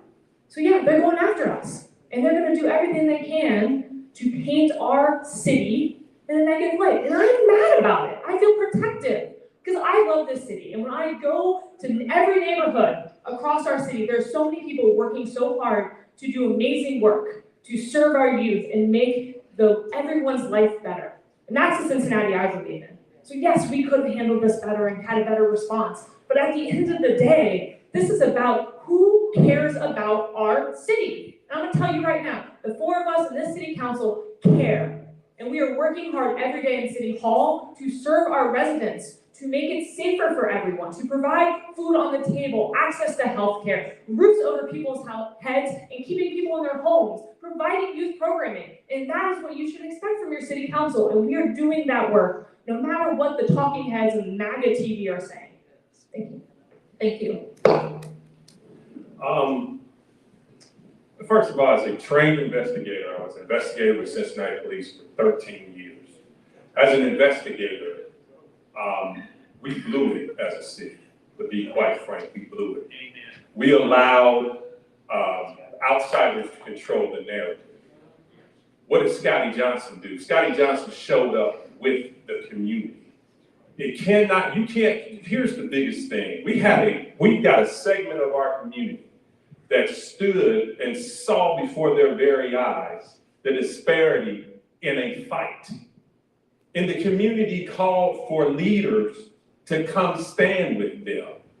Scotty Johnson showed up and stood with them and will continue to stand even when the situation appears to be a little hot. So to be quite frank, we blew it as a city. I believe the county prosecutor blew it. And as a result of that continues to divide, that continues to divide in this city. Any illusion that we're all on one accord is an illusion. But as a council, I do believe we are doing what we can to get on the right track. But personally, we blew it as a trained investigator. I know we blew it because I investigated actual beatings, shootings that were much worse than that. Nobody died downtown. And the city changed the entire trajectory of this city as a result of that. But now it's time to get back on the right track and do what we say we're going to do, make sure everybody's treated equally in the city. Thank you. I believe we have a question from the audience, and at any time you have a question, you are welcome to come up and to this mic to my left. Pastor McKee. Yes, I have a question. One combination. The combination, the first part of it, do you feel that you have any true power in Cincinnati? That's the first part of it. The second part of it is, do you feel that you work as a unit and not as individuals? Because we hear a lot, I do this, I do this, I do this. What about you as a team working together for the people? And that's Cincinnati. Okay. Another point. Have you chosen to look the other way? Very, very quickly, great questions. I have the power that you provide me with. I'm not under any illusion because you trust me as an elected official that I possess the power. You possess the power. And I have the power that you give me as citizens of this amazing city. As a unit, I think we've done amazing work together as a unit. Let's take very quickly the housing issue in the city of Cincinnati. I believe when we got there, and gang, y'all gonna have to help me with figures. When we got there, I believe, what was it, less than $2,000? $1,200 in the housing fund, affordable trust fund. Right now, help me, I believe we got over $100 million in the housing fund. That's a concerted effort of working as a team to make sure we're not just saying we prioritize housing, but we're showing we do that. Any issue, no, I'm not gonna look the other way because you trust me. You trust me, you give me your vote and you say, Scotty, we're trusting you to look out for us. I don't care how difficult or how controversial it is. Look at my record. I don't duck and run from any fight, but I want to make sure that I'm utilizing the power that you have provided me. Thank you. I think Councilmember Johnson's absolutely correct. This council has tackled so many big issues. Housing's one, but also, what else have we done? Medical debt relief. We've gotten rid of medical debt for about hundreds of Cincinnati residents. To the tune of, anyone remember the figure? You and me both. I think we're close. A lot of millions. Relates to medical debt relief. Child savings accounts. We've set up child savings accounts. So it's helped set kids up for success to break that generational poverty. That stuff doesn't happen without us working as a team and having that vision, because at the end of the day, the 9 of us on council are fully dedicated to more housing, food on the table, more opportunities for youth and for people of all ages when it comes to economic opportunity. And we would not be doing that if we weren't tackling these issues head on, right? None of these problems that we're talking about happened overnight, right? We didn't just wake up one day and have a housing shortage, right? That is years and years of compounding issues. And this council has taken it head on and established that. Councilmember Owens has led on the work with the Tenant Bill of Rights, right? Working not only to build more housing, but keep people in their houses by helping with rent support and access to council. Because it takes all of that, and that is all the work that we have done as a team to really take these issues head on. Thank you. There's absolutely power in being able to change laws. And you can't do that unless you have people that are ideologically aligned on what that means. And so equity was not a word that we all just came into council and made up. It was because of our lived experience, which is why we were able to pass access to council, which is an ordinance in Cincinnati, saying we're going to serve people by giving them an attorney and rental assistance.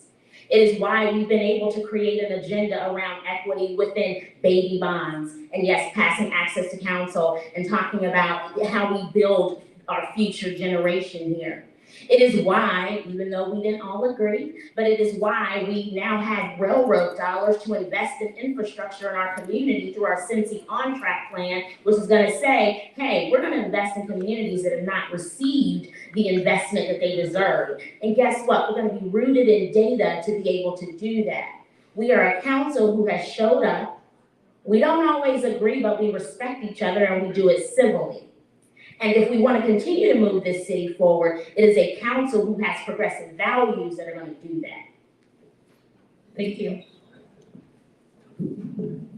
Yeah, power is a really interesting word. People look at elected officials and think, oh, well, you must have a lot of power. The power really does come from the people. Everybody out here has power, and the power is really your vote. We have too many people who sit at home and don't vote, and that's how we got where we are with this federal administration that we have today, where we are stepping back. We're losing our rights. We're in a lot of trouble here, and it's really because people did not go out to vote. People did not use their power. So in terms of us working together, we disagree on a lot of things, and I think that's okay. We don't all have to think alike just because we're all Democrats. We challenge each other, and I think challenges are good. We get challenged by the community, we get challenged by you, and I think that's a good thing. But in the end, if we're really going to move ahead, We have to work together. We all have to have the same goal of moving our communities and our cities forward. We have to have the same goal of bringing equality. When we talk about, we just talked about that fight downtown, the brawl, whatever it's called on 4th and Elm, and how people were treated inequitably, black versus white. And we have to look at our jails and know that, we've got a mass incarceration problem. We have more people in prison, more black people in prison now than we had slaves in the 1800s. It's destroying our families, and we have to do better about that. So I'll talk about expungement clinics later and things we're doing to try to help our reentering citizens to reenter and have jobs and housing, because that is so important, and to leave their past behind, to get a second chance or third or fourth chance. And so that's another thing we can talk about. Thank you. Law and public safety is the #1 issue in our city. You presented the ACTS program, Green and CCY. Explain solutions that we have to this problem in your next term, law and public safety. Reduce homicides. Give you guys a break from going first. Thank you for the question. So Cincinnati has our Act for Cincy plan, Achieving Change Together. That's our holistic approach to how we tackle gun violence and public safety more broadly. And truly, this plan came out of years of community engagement, conversations in OTR and West End, talking with community members about what are you seeing, what would help, how do we address these problems? And it's got 5 pillars. The first one is thriving neighborhoods, right? How do we provide people economic opportunity, make it so that they feel safe and welcome walking around their neighborhood? The second piece, which I'm leading on, is reducing kids' access to firearms. Too many kids have guns. Too many kids have guns. That's the fact of it. Third piece is increased youth support. This council has put a lot of dollars into providing opportunities for kids, whether it's youth employment, our career pathways, or supporting programs like Kings and Queens led by Mitch Morris, Brothers Inc., and others like that. The fourth part is improving support for well-being, so mental and physical health. Again, we can talk about food access, you're gonna hear that from me all day, but also we have every CRC employee is now trauma-informed care trained, so they can interact and work with kids who've experienced trauma, doing that work. And then the last piece is frankly, innovative and problem-solving based policing. And that is the part where we have been focusing a lot of energy. I know it's been in the headlines, but this police force and this council is fully committed to the collaborative agreement and what it means for place-based problem solving and Sarah, and really addressing the problems innovatively and using data. Thank you. Okay, so to address public safety, first we must take care of the basic needs. And so we must make sure that we are building more housing, absolutely. We must make sure we are stabilizing people in housing, absolutely. And empowering tenants along the way. We are 60% renters in this community. This was a creation of a collaboration of stakeholders coming together to empower the community to understand what is rent escrow and my building condition is not okay, it's inhabitable. Where do I go? So these are the things, because you can't expect young people to show up in school and learn when you have all of these other instabilities, which is why our human services dollars, the fiduciary responsibility that we have to the budget must reflect our values. That is why we created an impact award.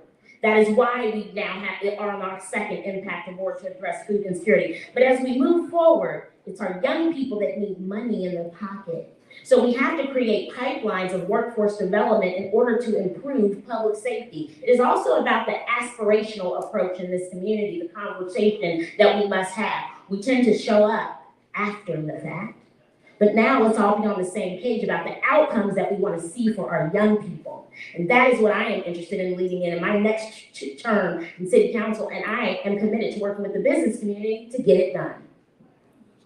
Thank you. Yeah, the jobs for youth is so important. I tried to get $1 million for jobs for youth so we can expand youth to work. It didn't work in the last round of discussions, but I'm not giving up on that. We really have to do that. Jobs and mentorships, we have got to do that. Let me just say all the programs that my colleagues mentioned are great and well needed, and I support them. But we have a gap. We have hot spots in our neighborhoods where people are dying. And this year, 3 times as many young people under the age of 18 have died because of gun homicides as last year. We have more shootings with young people under 18. We have got to address the active shooters in our neighborhood, and it's something that we have not stepped forward to do. There are lots of programs that have community violence intervention. I am a strong proponent of a program called Advanced Peace because it's data-driven. In cities where we've had it, it works. It actually works. It brings down the gun violence, and we have to save our babies. To see these young people out here involved in this lifestyle is just killing me, and I cannot sit by and allow that to happen. So I will continue to fight for community violence intervention. I will continue to fight for our young people to get the love that they need, and that means jobs and mentors, positive adults who can help them have hope, because a lot of our young people just do not have hope for their future. They say they're shocked when they live to be 18 years old. They're surprised. They should be living to be 100 years old. They are our future. They're our leaders. And we have got to step up and do the work. Thank you. My colleagues have said it all, but let's do this. We have to make sure anytime we're talking about addressing violence, we got to make sure we're covering all the bases, and they've talked about it. We got to make sure first and foremost that we're collaborating with the education system here in the city of Cincinnati, which we are doing through the Healthy Neighborhoods Committee led by the Vice Mayor. We've got to make sure that we're connecting with the business community, challenging them to step up to the plate to make sure that they are providing opportunity when it comes to employment. And then we've got to make sure that you as the community have a say-so in how we choose to address violence. And that's a partnership with the Cincinnati Police Department also. This thing is no one group, no one person has the magic bullet when you talk about violence. First, we gotta be honest. We live in a very violent country that was founded on violence, that really, I was going to say a term that would be unfair, but really act like violence and guns are the way. We got to be honest about that also. So when you talk about young people with guns in their hands, what do you think they see when we glorify violence in this nation? So that is the absolute truth. So to get to the point, we got to make sure we're working in collaboration with everybody that wants to address violence. And it's nothing about one group has the answer. It's a collaborative effort. And we got to make sure that we're providing opportunity for people to change the trajectory of their lives. It's great to give a fish. It's better to teach men and women how to fish to change the condition that they're presently in. I have a balance on my time. Thank you. Had one. Oh, no, you're finished. You can address that later if you like. Okay, next question. First of all, I want to thank all of you who show up, take the hard hits, take the hard knocks, because it's not an easy job for you. How can you instill hope? What would you personally do to instill hope in this political system, and even in our world, if you will, just because you're here, well, after we see it, it wasn't just a fight. It's everything. How can you instill hope in me to get out and continue to cast my vote? Number one, I want to know that personally. Then I want to know, what initiatives are y'all talking about for mental illness? If we don't see that as a big problem in the city, I don't know what we see. All the way downtown, when we've taken over downtown and made it all, come on, we made it all whatever it is for everybody else and putting people out. There's no programs or current, anything in place for people that have mental health issues.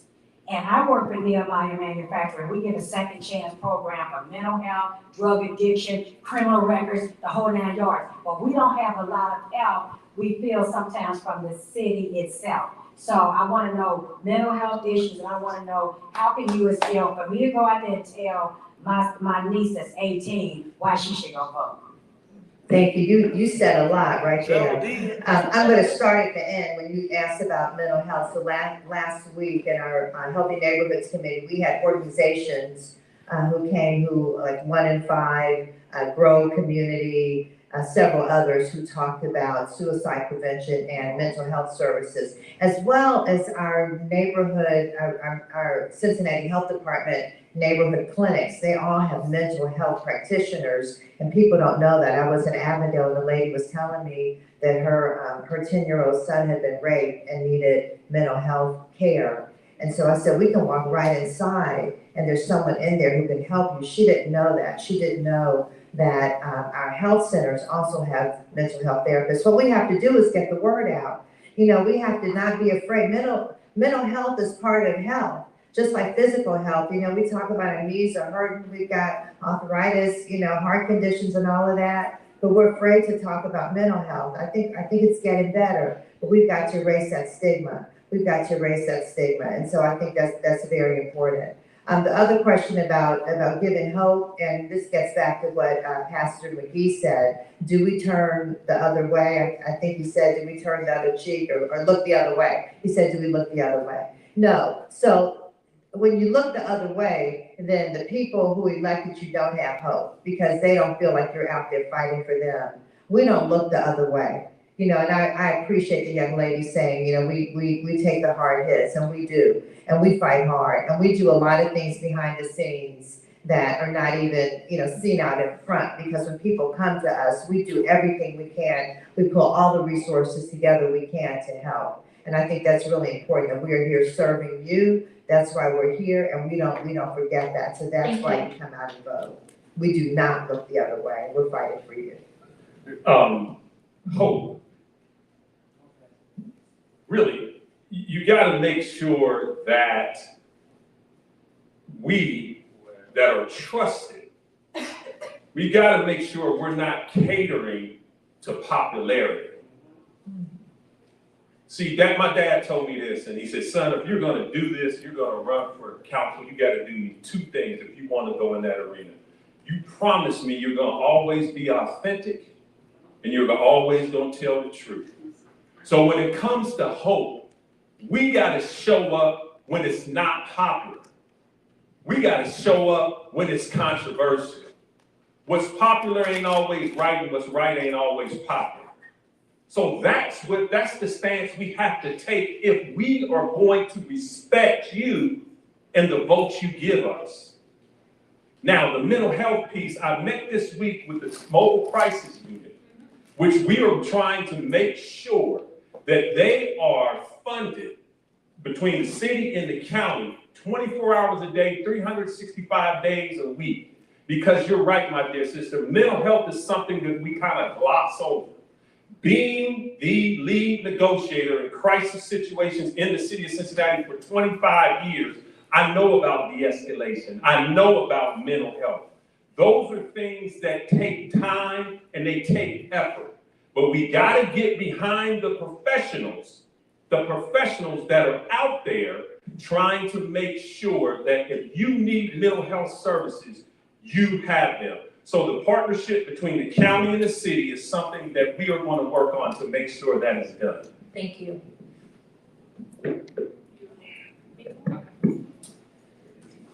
Thank you for this question. You know, one of my policy priorities in my first budget was funding an additional alternative response to crisis team and growing our victim assistance liaison team. And this hits on both pieces. So our alternative response to crisis team ARC, so when a call comes into 911 that's non-violent, but it's like a mental health emergency, instead of sending an officer with a gun, we send a behavioral health specialist and a paramedic. We are giving the care that is needed in that moment, because we realize the importance of that treatment and meeting people where they are. Similar to the mobile crisis team, right? Meeting people where they are and providing that care. And on our victims assistance liaison team, that's the social workers embedded within CPD that work with all these families who are navigating life after gun homicide, right? They are working with our families as they navigate the investigation, working with the detectives as they go through the court process, being witnesses, but then also every month they meet and provide a support group. So that was the group I was with earlier today for this Day of Remembrance. They're meeting tomorrow as well, and I've gone to that meeting multiple times. Because when we talk about mental health, it's not just always things that you can diagnose, but it's also trauma. Our kids are struggling with trauma.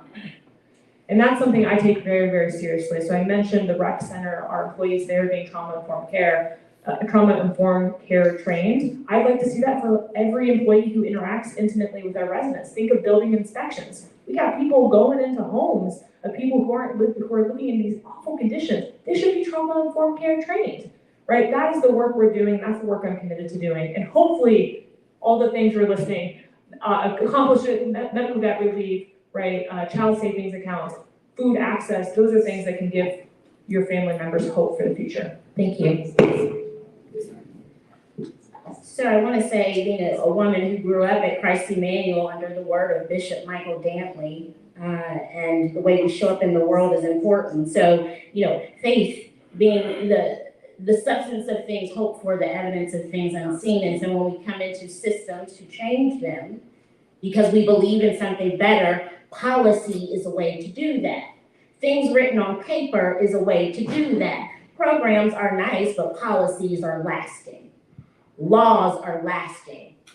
And you have a council who's been responsible in doing that. We've got to build new funding systems. Our greatest responsibility as members of council is how we allocate our budget.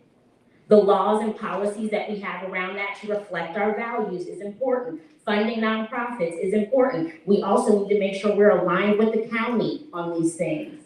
But most importantly, it is about showing up in democracy and voting on all levels, because cities can't do this on their own. Although right now, because of this federal government, the MAGA climate that we are in, we are on the front lines.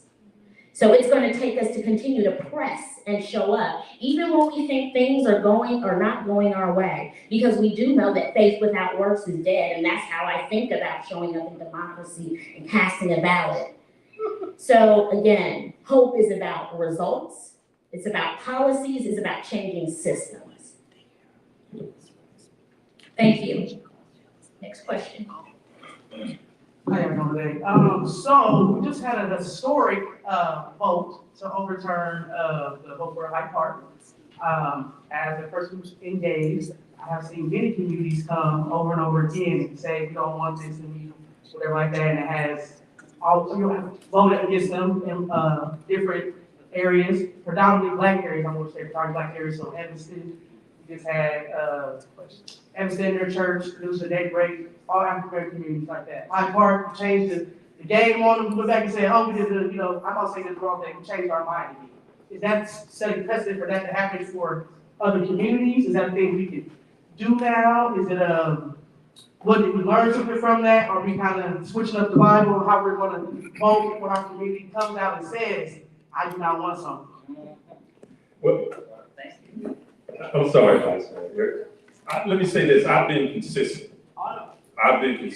When the Village of Daybreak showed up and made it crystal clear that they were getting a raw deal from the city, I rocked right with them, because we did give them a raw deal. They were promised single-family housing in Bond Hill, not multi-family housing. They were promised single-family housing when they purchased their homes in the Village of Daybreak.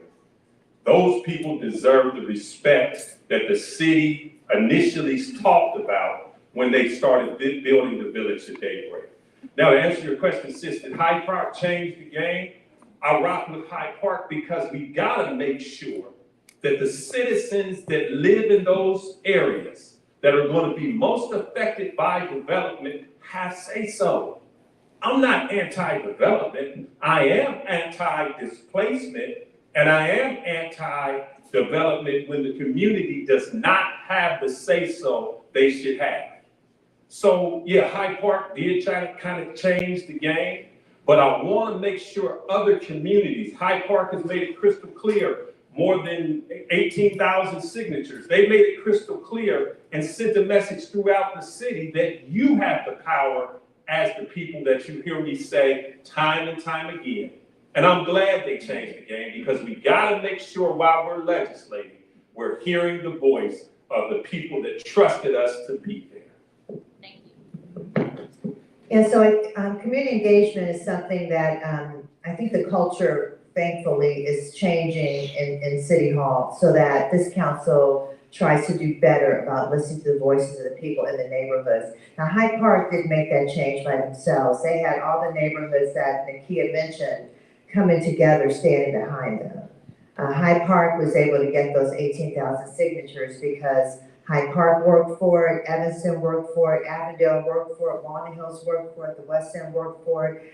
Citizens came together and said, we want to be heard. And people who have invested in their communities, whether they're homeowners or renters or business owners, they deserve to be heard. We are here to represent the voices of the people. And so this narrative that's happened in the past, where you can ignore what people are saying, that's got to change. Because that's what tries to render people powerless. And we want our communities to feel empowered. And so, yes, I do think that that's yet another step in changing the culture. So let me say, it's not about developers versus the community. Everybody wants thriving communities, beautiful business districts, more housing. We need developers for that. But it's about developers coming early to the community to say, this is our concept, this is our idea. Let me get feedback from you who live here. Let's work together on this so that what we are creating is what you want.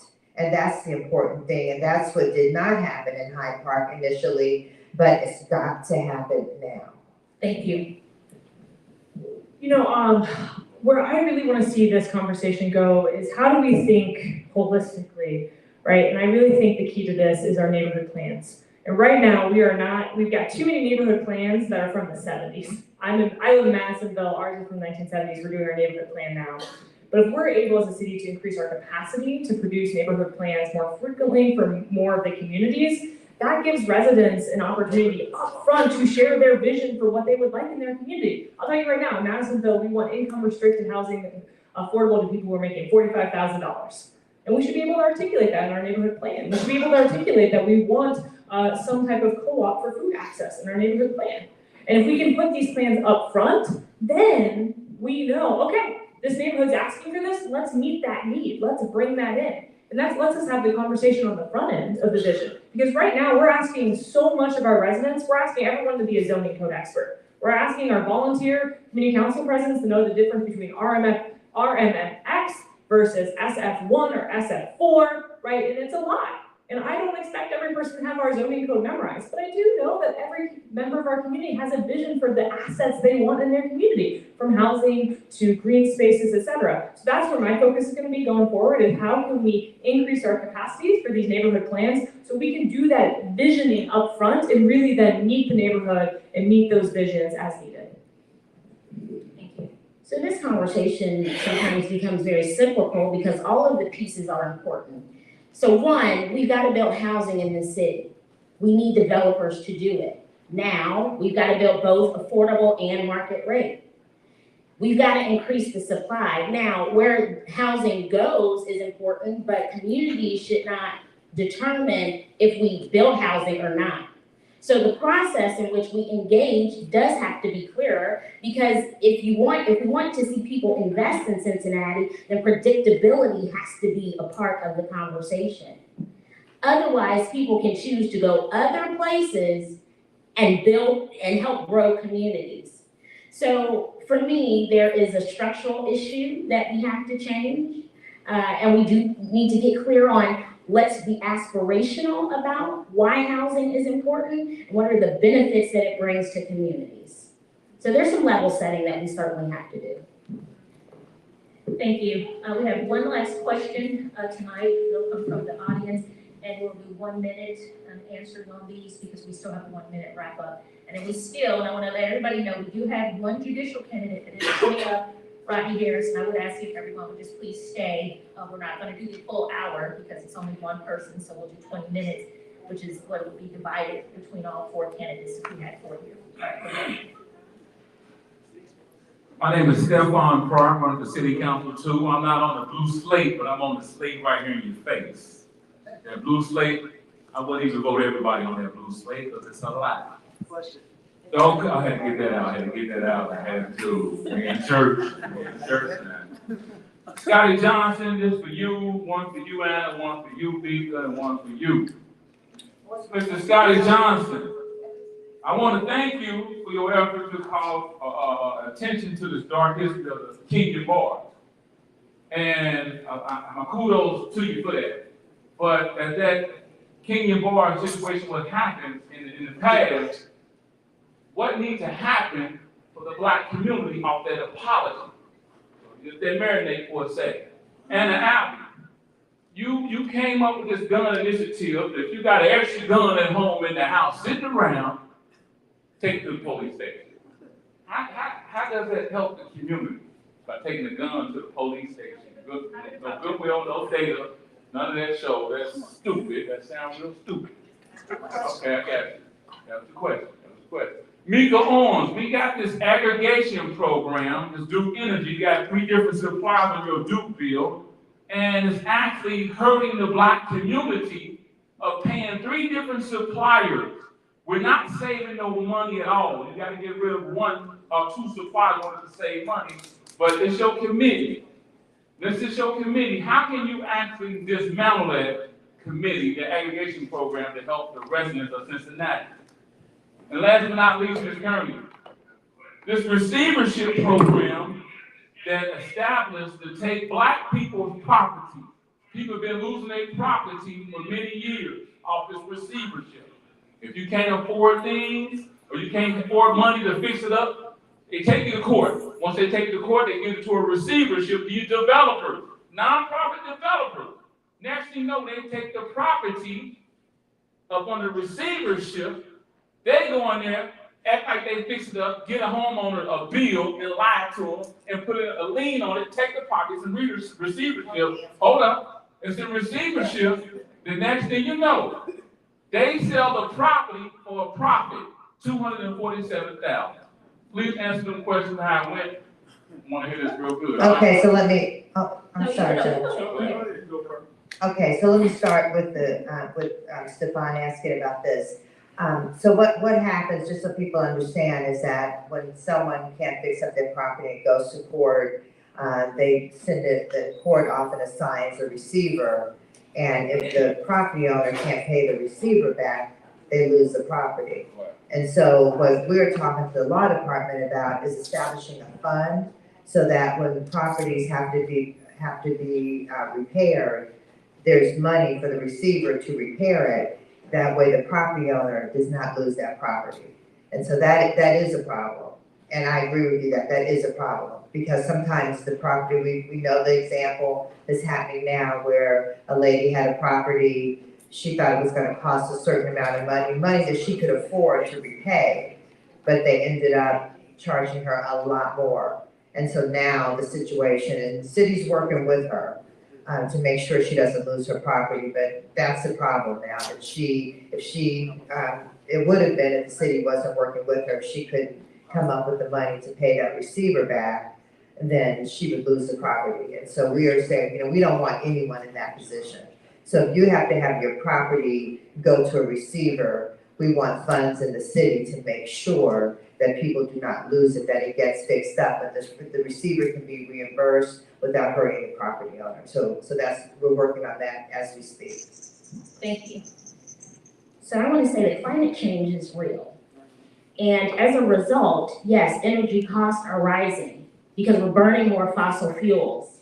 And so as a result, people are paying more on their Duke bill. And you've got a federal government that doesn't believe in science at all, which is why our investment in renewable energy is important. That is why we are looking to how we can find $20 million to use an old landfill to produce the next solar array, which, by the way, we are a city who owns the largest municipally owned solar array in the country.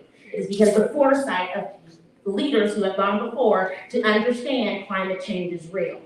These are investments that will help, one, the small mom and pop housing stock in our community, where we are living in, and asthma rates are going up, and we wonder why kids aren't showing up to school. Well, sometimes it's as a result of asthma. But we can change things, again, when we have progressive values going into City Hall. Climate change is real. Oh, and by the way, we're also talking about the workforce who can install those solar panels, the electricians. Again, the green jobs of the future are happening right now. So, Aggregation is as a result of being able to one, buy something in bulk and get a lower price. But the problem is we're burning fossil fuels, which is why we have to go in a new direction. Which is why the federal infrastructure dollars were so important, that this federal government has slashed. Now all of the solar that we thought we would be able to invest, now we're on the front lines to finding $20 million, but we're gonna find it because we're in a community that is well-resourced. And that's the way we move Cincinnati forward, is collaborating and bringing all of these sectors together. Thank you. 3 years ago, I got a phone call from a friend, and she was calling me asking if Ohio has a red flag law, which is a process of getting guns in the house if someone's at risk of harming themselves and others. And I was getting the phone call because one of their friends had an adult child who was in an outpatient mental health program and just bought a gun. And the family was freaking out that this loved one was gonna die by suicide using that gun. But there was no option to offer this family on what to do as they were trying to figure out how to keep their loved one safe. So this out-of-home gun storage program, what it does is it offers a potentially life-saving option for families who want to keep their loved ones safe. So you can now, if you need to get a gun out of the house for any reason, a family member's in mental health crisis, maybe the grandkids are coming to visit and you don't want them shooting themselves or others, or maybe you're traveling or moving and don't want your gun stolen, you can store your gun for free at Cincinnati Police for up to 6 months.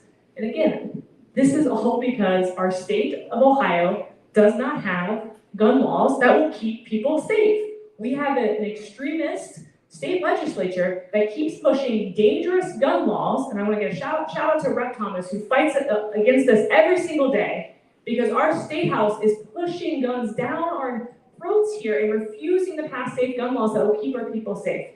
So, and we, at the local level, are not allowed to pass a gun law. So this out-of-home gun storage program is a public service that we are providing for families to keep their loved ones safe. Thank you.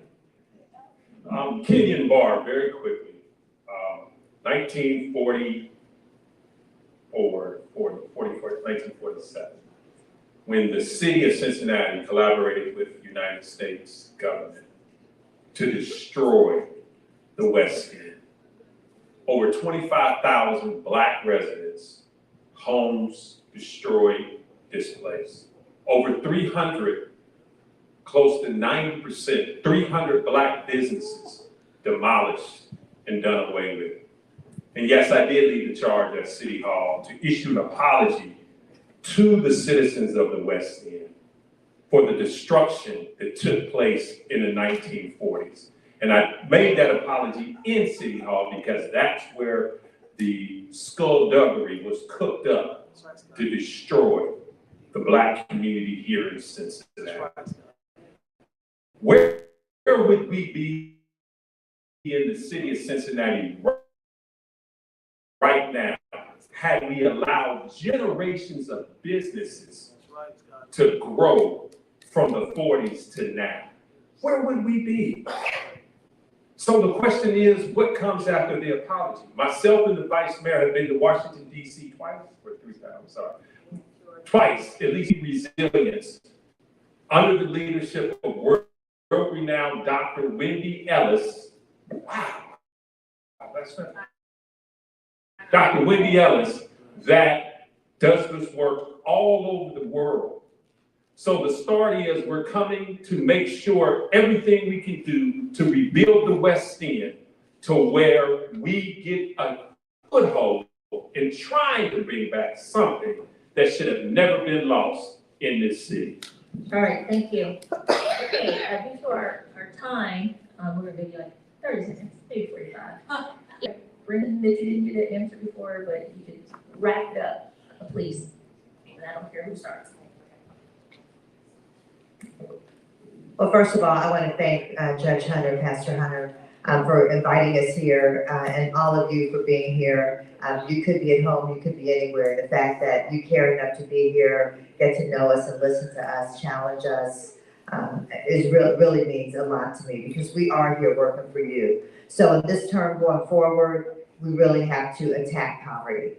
We have to close that wealth gap. That means economic opportunity. It means more programs like Building Futures. Also, you know, in 5 years, 85% of the jobs that will exist in 5 years do not exist today. We've got to make sure that our communities are ready for these top tech jobs, these AI jobs. They are coming, and we've got to know what to do because those are opportunities. We have to make sure that people in our underserved communities have a chance with all these infrastructure projects that we're talking about so that our businesses can grow. That's number one. Number two, affordable housing is so important. We have to push for more affordable housing so that we have development without displacement. We also have to push for more home ownership. So please come to Own Cincy November 22nd at the Sistas Center. It's free. We had about 900 people there last year. We hope to have even more this year, talking about opportunities and resources so people can own their home and build that generational wealth that racism has prevented us from having because we couldn't get those low interest mortgage loans and because our neighborhoods were redlined. And so we have to move forward with that. And number three, got to take care of our youth. We've got to get them jobs and mentors. We can't give up on them. We have to make sure they have hope and that they're staying away from all of this gun violence. And then we have to actually work with those who are already involved, many of them very, very young, in that retaliatory cycle of violence. We've got to stop that, and we have a way to do it. And I'm going to push and fight to make sure that happens. So thank you, all of you. Yes. Thank you.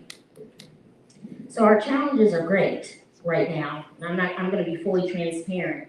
We are responsible for a $1.2 billion budget. So when we think 10 years from now, we have to think about the growth of this city. We have to think about how we bring revenue into this city. We have to think about how we create the conditions to create jobs in this city so our young people can get them. And we're building a workforce of the future. We have to also make sure that this budget is responsive to the basic needs of our community, social services, absolutely. And again, we have to build new funding systems because right now cities are on the front line. And let me tell you this, when we did the review of what would happen if we lost all of our federal funding, which majority of that is CDBG dollars, we're talking about half of that $1.2 billion. So there's no check that anyone can write. It depends on the people that we bring into the city and increase the tax base at the end of the day, while we make sure we are delivering the services that we all deserve in this community. And I am committed to growing Cincinnati for all of us. Thank you. Thank you again for being here. My name is Anna Albee. I'm running for council to focus on building safe, thriving communities. And I want to be really clear, a safe community is not one where the National Guard is going down our streets. A safe community is one where everyone is paid enough to afford a roof over their head, fresh food on the table, access to healthcare, and where we are investing into youth programs. And you've heard it all night from us. We can list off the fact and figures for you all day. And at the end of the day, it comes down to on November 4th, do you want a city council that is working hard to close the wealth gap, feed our residents, and support our youth? Because if so, you should support this Democratic slate, myself included. My name is Anna Albee. You can go to Albee, A-L-B-I, albeeforcincinnati.com, because I'll be for Cincinnati.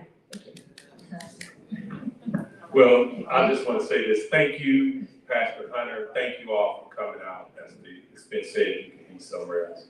And I got to say this, my colleagues rock. These ladies rock. And I appreciate each and every one of you. But let's just be quite frank about something. In November, when and early voting is starting, but in November, who are you going to trust to show up for you? Come on. Who are you going to trust to show up for you? And collectively, who are you going to trust to look? Sometimes we don't live life looking in the rearview mirror. That's why the windshield's 3 times bigger. But you got to check the rearview mirror every once in a while to say, okay, as I look back, who was there? Who has been consistent? Who can I trust if it's ugly and controversial is going to show up and stand there with me, despite it being popular, despite death threats, despite being called all out of your name, because you stood with the community that is also and should be represented. Who are you going to trust to do that? We got an amazing council. We don't dot every I, we don't cross every T, but I believe we're on the right track. And when you go vote, make sure you're voting for people that unapologetically will say to you, I'm going to rock with you because you're just as important as everybody else. Those are the people that you got to vote for.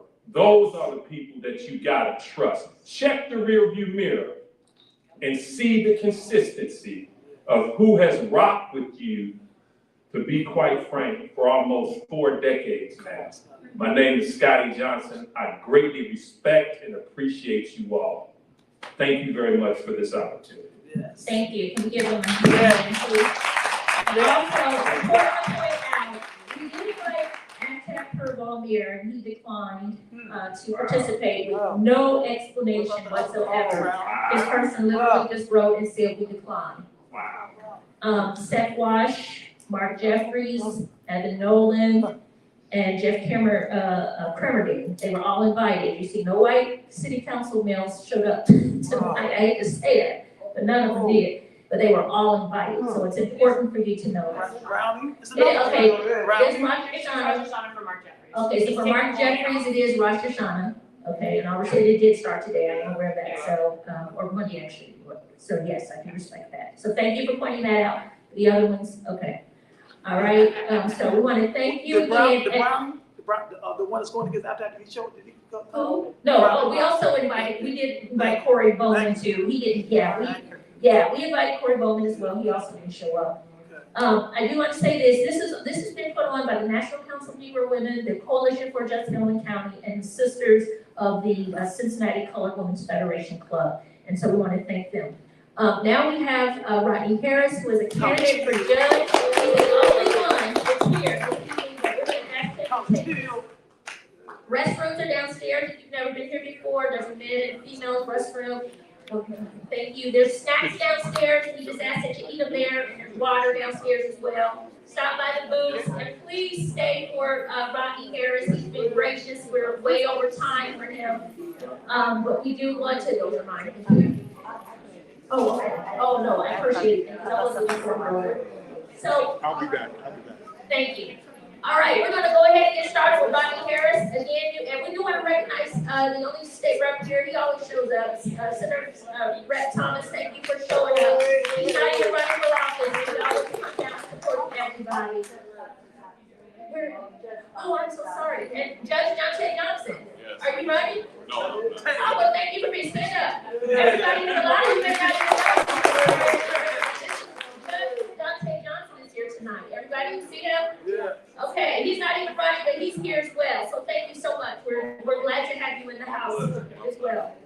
All right, we have judicial candidate Rodney Harris. We're going to allow, we're really going to put a time limit on you in terms of 1 minute, 2 minutes, not that important. Since you're here. And the truth is, he's running unopposed, and I believe that there are a lot of judges that are running unopposed. Most of them all are running unopposed, and they didn't think it was important to be here because they're running unopposed. So we appreciate that even though you are running unopposed, that you did take the time to come. So if you would just please introduce yourself, because it's important. Many people may not know who you are. So if you would just start out by talking about who you are and why you're running for judge.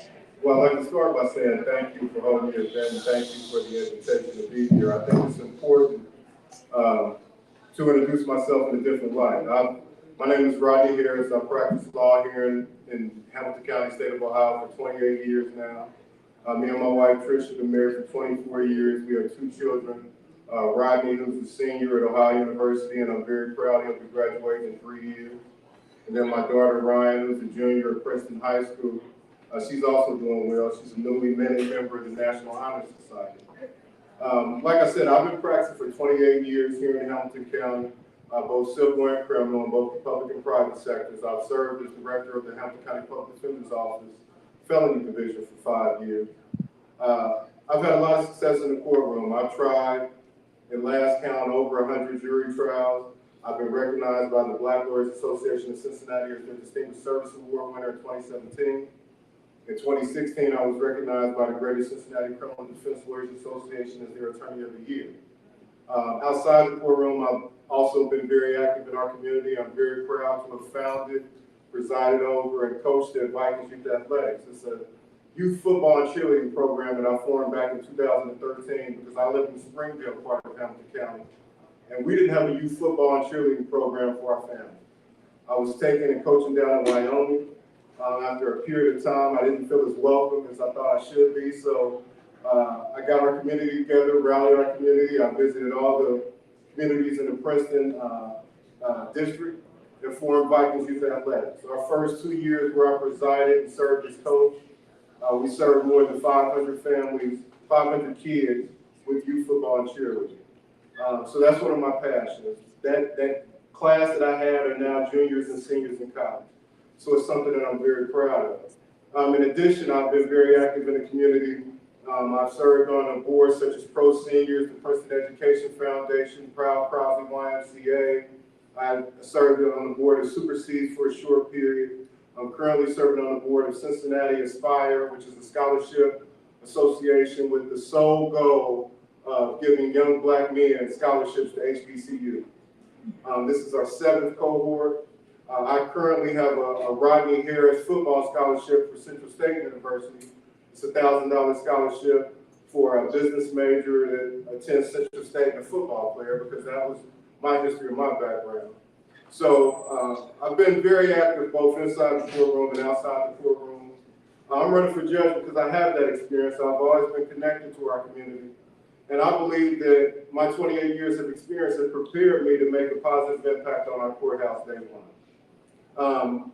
I'm very mindful of our time. I'm mindful of our citizens' time. One of the things that I've seen in my 28 years is it's not unusual, and it's become fairly common to see the line out the door down to the sidewalk. And it may not seem like a big deal to people, but that's people's time. People gotta go to work. So one of the things, and I'm kind of old school, one of the things I plan on doing on day one is starting court at 8:30 in my courtroom. And it may seem small, but what it will do is help relieve some of the congestion. Because if you just think, if some judges did 8:30, some judges did 9, some judges did 9:30, again, you'll start to have more of a trickle instead of that big log jam. The next thing that I would look at doing, and we have Judge Johnson here, I know that there's a push in our courthouse right now for our court system to go paperless. And I would absolutely join that push, not only so we become more efficient and more organized, but also so we have a better way to track data. Again, I'm a football coach. It's called self-scouting. So you want to look and you want to make sure that you're, I'm being held accountable. If I'm being fair on my bonds and consistent on my bonds. If I'm being fair on my sentences and consistent on my sentences. That's important. And right now, I don't believe that there's a system in place to get that accomplished. So what I've been doing for my courtroom in the next few months is trying to get as many externs and law student interns in. Because I want to collect that data to make sure that when I look in the mirror, I can say, no, it was the same way for that white guy as it was for that black guy as it was for that brown guy. And the only way to do that is to be able to have the data in front of us so that we can check those things off.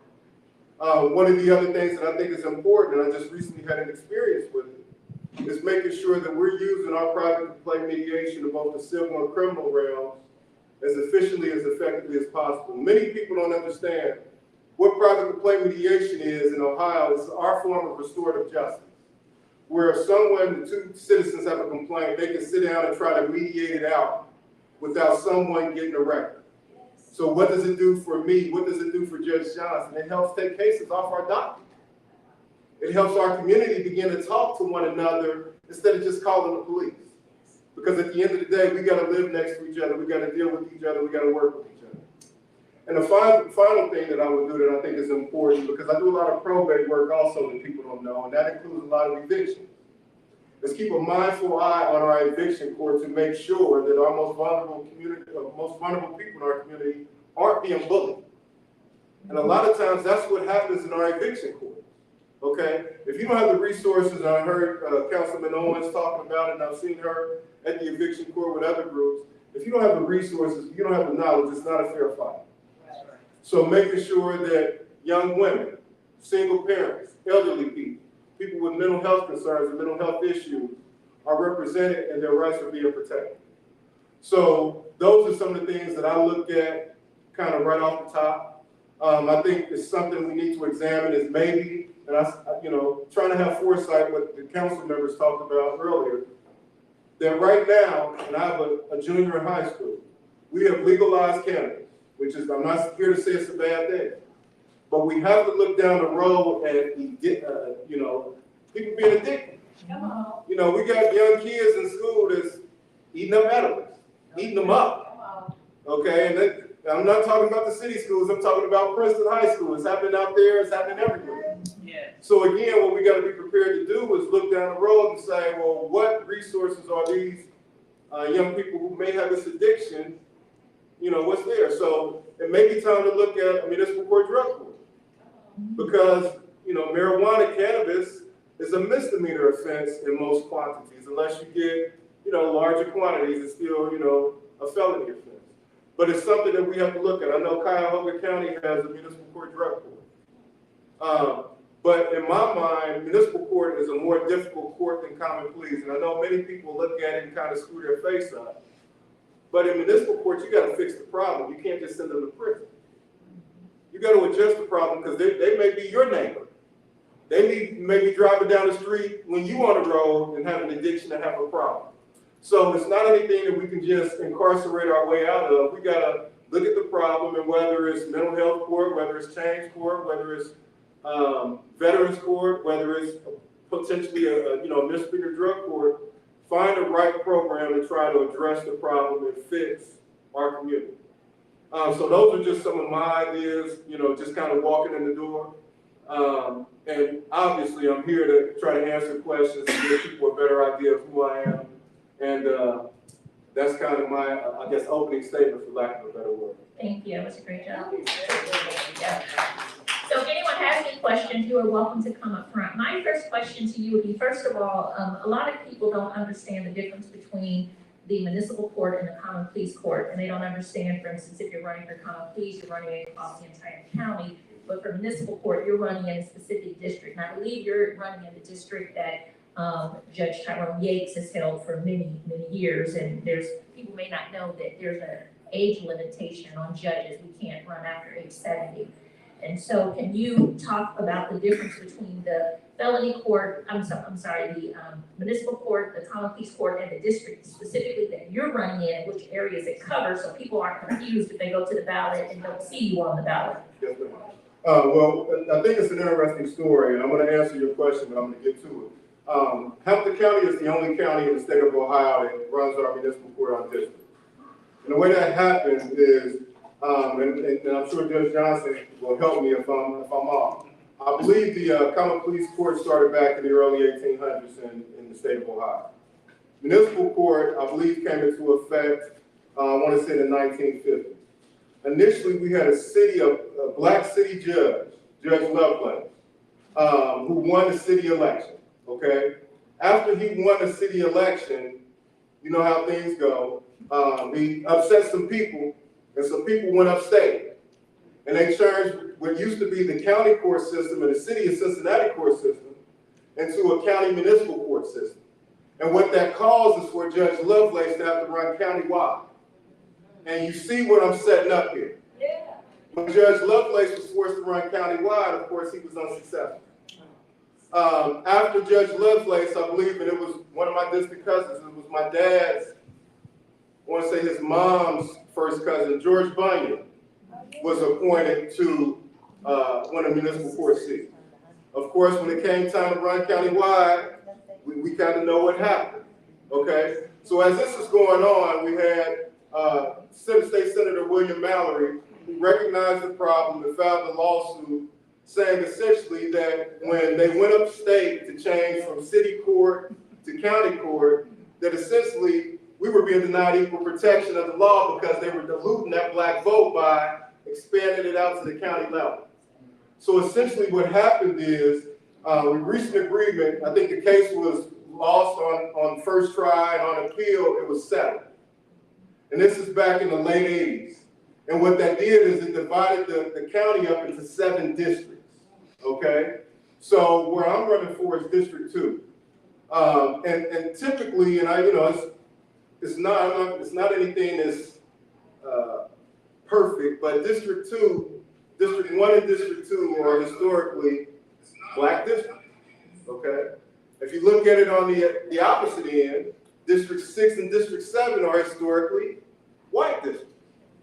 So if you just look at typically how things fall, District 1 and District 2 are typically unopposed, and District 6 and District 7 are typically unopposed. So because again, you're at 2 extremes. essentially, okay? So my district is District 2. My district, I would join Judge Johnson. I'm very proud of that district. I grew up in College Hill. My mom still lives in College Hill. I still own a house in College Hill. But in my district, the seat that I'm actually taking, I think stands for longevity. I will be the third judge that have sat in this seat. Judge Nadine Allen, who we all know, a history maker herself. While that lawsuit that I was talking about was going on, when William Mallory was arguing that we couldn't win, Nadine Allen was doing exactly that. She was winning, okay? She was going through it and she was winning. But after Nadine Allen moved up to Common Pleas Court, Judge Yates came and followed her. And I will be following Judge Yates, of course. And I'm very proud to be teaming up with Judge Johnson and being the judges for District 2. But just to give you a spiel, District 2 is, and I may miss, but I'm getting better at it. College Hill, Northside, Mount Airy, Winton Place, Winton Terrace, Winton Hill, Spring Grove Village, Bond Hill, Paddock Hills, Roseline, Kennedy Heights, Madisonville, Pleasant Bridge, Columbia, Tusculum, Elmwood, St. Bernard, North Avondale, and I still think I'm missing some. You got a little Westwood. There you go. I'm sitting in Westwood and forgot Westwood, but West Side, Westwood. As you can see, it's a big district. It's most of the northern parts of the city. We have a small portion outside the city, but that's District 2. So, like I said, we have 2 judges in each district. District 1 judges are Judge Dwayne Mallory, who's running for re-election, and Judge Ned Trotter. District 2 is presently Judge Yates and Judge Johnson. I'll be replacing Judge Yates. District 3 is presently Judge William Mallory and Judge Ted Berry. Judge Berry will be replaced by Bernard Mundy. District 4 is currently Judge Silverstein and Judge Berkowitz. Judge Berkowitz is running against Danielle Culliver, who's the endorsed Democrat. District 5 is up for grabs, I believe. I can't think of her name. The Republican candidate and the Democrat is Athena Stefano. Democrats are not running anyone in 6. I believe that's Mike Peck, and then 7 maybe Gwen Bender. So that's kind of the layout of the land of the Hamilton County Municipal Court. Why are we running anybody in 6? Sorry? Why are we running anybody in 6? That's above my pay scale. I was happy to get endorsed in 2. I hear you. Can't tell me 2. Okay, first of all, thank you for coming. And I have to say, I've been a fan of yours for quite some time. I've been following your work for a while. Thank you. You've been out here for quite some time. So there are questions coming in. I'm going to try to maybe load them up or one by one. One question for the judge is what does common pleas mean? That's one. You want to wait one day? Yeah, common pleas court is just felony court. This municipal court is civil matters, 15,000 or less, evictions, criminal matters, misdemeanor criminal offenses, traffic offenses. But common pleas court is civil matters above that, 15,000, and then felony. All right, that was easy enough for us to digest. The other one, the difference between housing court and eviction court. Now, housing court, I believe, deals with more commercial property and so forth. Housing court, I believe, also deals with code infractions and that kind of thing. So if your property is not complying with the law, I believe housing court is called in, and that's where you go to answer to the charge. Eviction court, of course, is for evictions when someone's not paying their rent or violated their lease or whatever the case may be that way, and the landlord is trying to remove them from the property. And I don't think there's really housing court is like a housing docket that's on a certain day, maybe on Tuesday or something.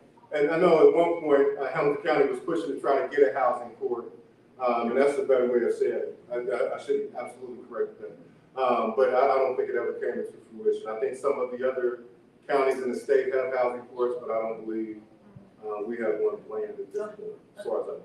This is the housing docket. Is this a legal play on words, a way to work around since we don't have and voted not to have a court? Now, that part I can't necessarily answer. What I can say is, I would say with the housing docket, it's almost, I don't want to say specified, but a specific. You see a lot of the same issues, a lot of the same parties.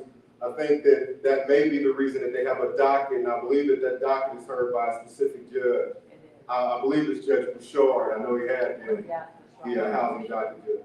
That's right. And the last question here for me is, do you support sharing data from your court? Oh, absolutely. That was one of the things that I said in our opening. You got to understand from my background being a criminal defense attorney, I don't just practice in Hamilton County. At last count, I practiced in 13 counties throughout the state. So when you practice in multiple counties, you're going to different places, and I don't know that judge. So if it was a database where I could see what does this judge typically do on an OPI, I would want to look at it so I would know what to expect.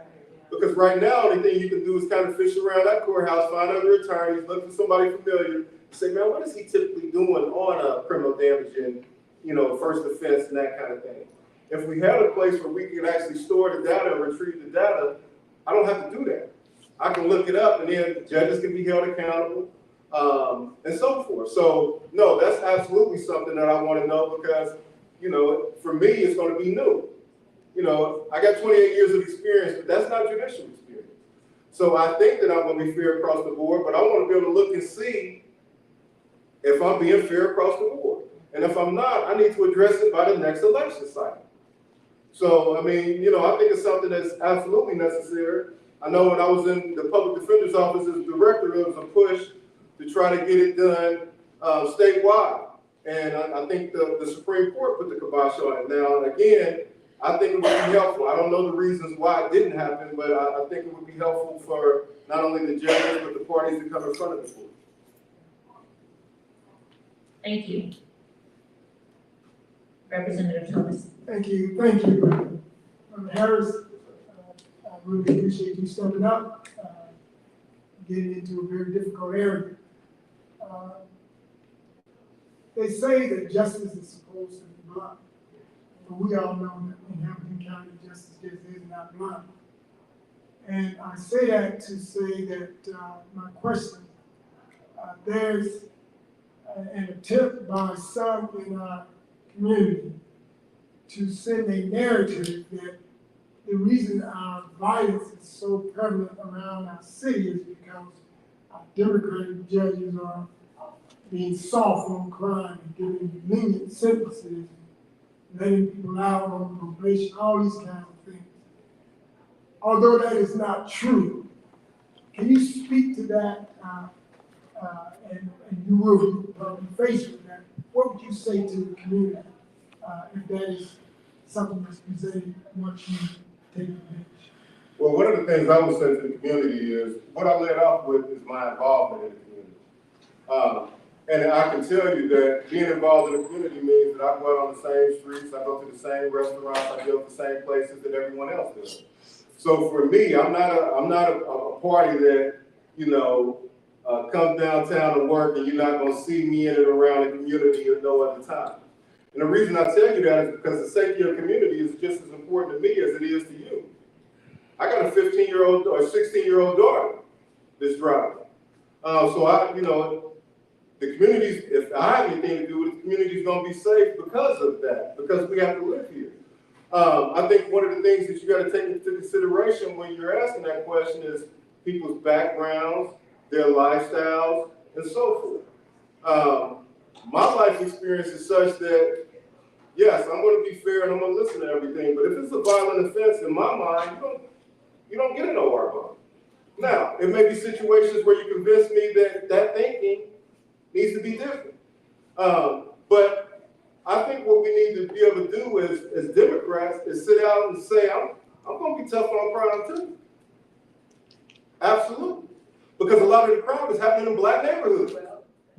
So I'm not going to be soft because you're robbing somebody in Avondale and you ain't doing it in Hyde Park. All of a sudden the sentence go, no. justice is gonna be justice. And again, that's why I'm asking about, because I want to be able to see the stats to make sure that I'm doing what I say that I'm doing. So I feel very confident that that's not gonna be a problem for me. The other thing that 28 years of experience gives you is the confidence that I know what I'm doing. I've seen it.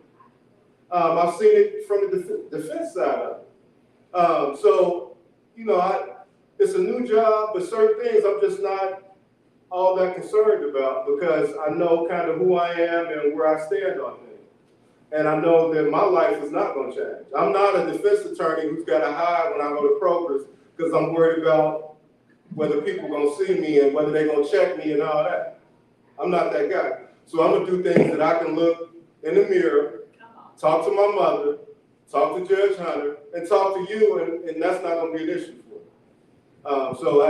I don't want to sound arrogant that way, but I'm very confident that way. No, thank you for that. I appreciate that. Yes, sir.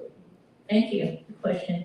Can you talk a little bit about pro se litigants and how you can make the courts more accessible to pro se litigants? Oftentimes there's a difficulty with litigants getting into the clerk of courts and pro se litigants are generally just treated differently because judges want and expect people to come in there with lawyers, but a lot of times people can't afford lawyers. And so they represent themselves, but they don't always get treated the same.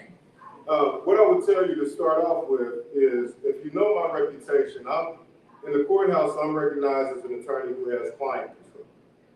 And I don't want it to sound the wrong way. In my mind, what client control means is I can sit down and I can patiently listen to you and I can relate to you. And I think that's the number one thing when you're dealing with a pro se person, is you gotta be patient enough to listen. I'm an attorney I've had over the years clients who wanted to serve, who wanted to represent themselves who were pro se, and I was asked to be an advisor, okay? And what that means is I'm not the attorney, but I'm sitting there and I'm telling them different things to do, different things to address, and so forth. And it takes a different kind of patience. So it's part of having the compassion, understanding that everyone can't afford an attorney. And then, you know, you may have an attorney assigned, but everybody don't trust the public defender's office. I was a public defender for 5 years. So even though you may qualify for an attorney, everybody doesn't always trust them. So that may be another reason why they're walking in and they're representing themselves. But I think the key to it is being patient. And that's hard sometimes. But to be patient, but to listen to them.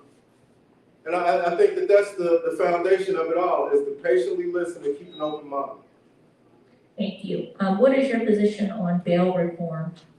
My position is, I think that bail reform was necessary. But just as I said earlier, in my mind, I come fairly cut and dry. When we're talking about bonds, if we're talking about a violent offense, you're going to have to convince me why that person shouldn't have some type of cash bond. If we're talking about a non-violent offense, you're probably going to have to convince me why that person shouldn't be released on an OR bond. Now, it may be that, well, Rodney, this guy has 20 different theft convictions and he's on probation now. That may be something that we need to put a cash bond on. It may be on a violent offense that this person had been threatened and he was acting in self-defense and so forth and so on, and there's no history of violence and so forth. I think bail reform is necessary, but I also think bails are necessary. Cash bails are necessary. It just depends on the actual facts and circumstances. Do you think the system is working right now?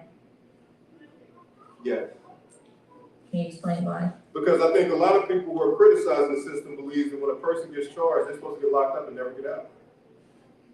Regardless if they're convicted, regardless of how strong or weak the allegations are. That's what we're hearing right now. We are hearing people complain. We are hearing the Signal 99s and so forth complain about people getting out prior to being convicted. We still have a presumption of innocence. So I think that for the most part, our bonds are doing exactly what they're supposed to do. One of the things, and you know, we're not allowed to talk about as a candidate, I'm not allowed to talk about pending cases, but you hear stuff and people are complaining about they're out on bond and it's completely unrelated to what they're out on bond for. So are they just supposed to sit in jail while the case is pending? So no, I think the system is working, but it's not going to be a perfect system. I think Scotty Johnson said early on, you know, this country was built on violence. You know, still a lot of it in our community. That's not anything that judges can just, you know, decide away with bonds. Now, this will be my last question, and that is, I don't know if anyone else has a question, but my last one will be, a lot of people, especially in our city and community, have a huge perception of injustice and inequitable justice and a disparity of treatment. What will you do as a judge to minimize that perception of inequitable treatment in the justice system? Try to be more transparent. Just like I said, I don't think that we can, I know I can't talk about pending cases. But what I can say is, because a couple months ago now, a bond hearing was televised. It gave a lot of transparency so people don't have to guess and wonder, well, what's going on and why did he do and what questions did he ask and so forth. Number one is being transparent. Number two is being a part of the community and being connected to the community and being around. I think the biggest thing that we have to do as a court is continue to build trust in our community. And like I said, the only way we can do that is through transparency, through Judge Johnson, who's not running for any kind of election right now and still being out in the community. That's how we begin to build trust and build confidence that, you know, things are going to be equitable and fair. You know, I think it starts with, and Judge, you've been in the courthouse. It starts with, instead of seeing St. X, Moeller, Elder in the courthouse, let's see Woodward, Withrow, Aiken, and so that these young people see and understand that it's within reach. My dad didn't graduate from high school, he was a mechanic. So in my house, we didn't talk about going to law school, we didn't talk about being a judge, we didn't talk about that, okay? Now, we are all successful. My oldest brother is in charge of the Civil Rights Division in Helotes County, Texas, and a graduate of West Point. My next brother is in charge of logistics for the United States Post Office. My sister's a nurse. But my point being that until you're exposed to it and you see it and understand it's within reach, and that's what I'm here for. That's what I think Judge Johnson is here for. That's what I think Judge Triggs and some of the other judges are, so that our people that look like us and people that don't look like us, understand that that might not have been your initial dream, but it's still within reach. You can still accomplish it. So those are the kind of things: being present, being transparent, welcome the community down to the courtroom, to make sure that they see what we're doing and that we're being fair and equitable, and that we're putting the effort for it to be fair and equitable, that it's important to us. So that's what I would leave you with. Thank you. With that, I'm going to allow you to just wrap up however you would like, and to leave whatever words you'd like to leave with this audience. Again, everyone understands you're running unopposed, so even you still can vote for you when it goes to the ballot, but you are running unopposed. But go ahead. Well, I say this in jest, but I want to get one more vote than Judge Johnson. So I need your support. I need your support. But what I would say is,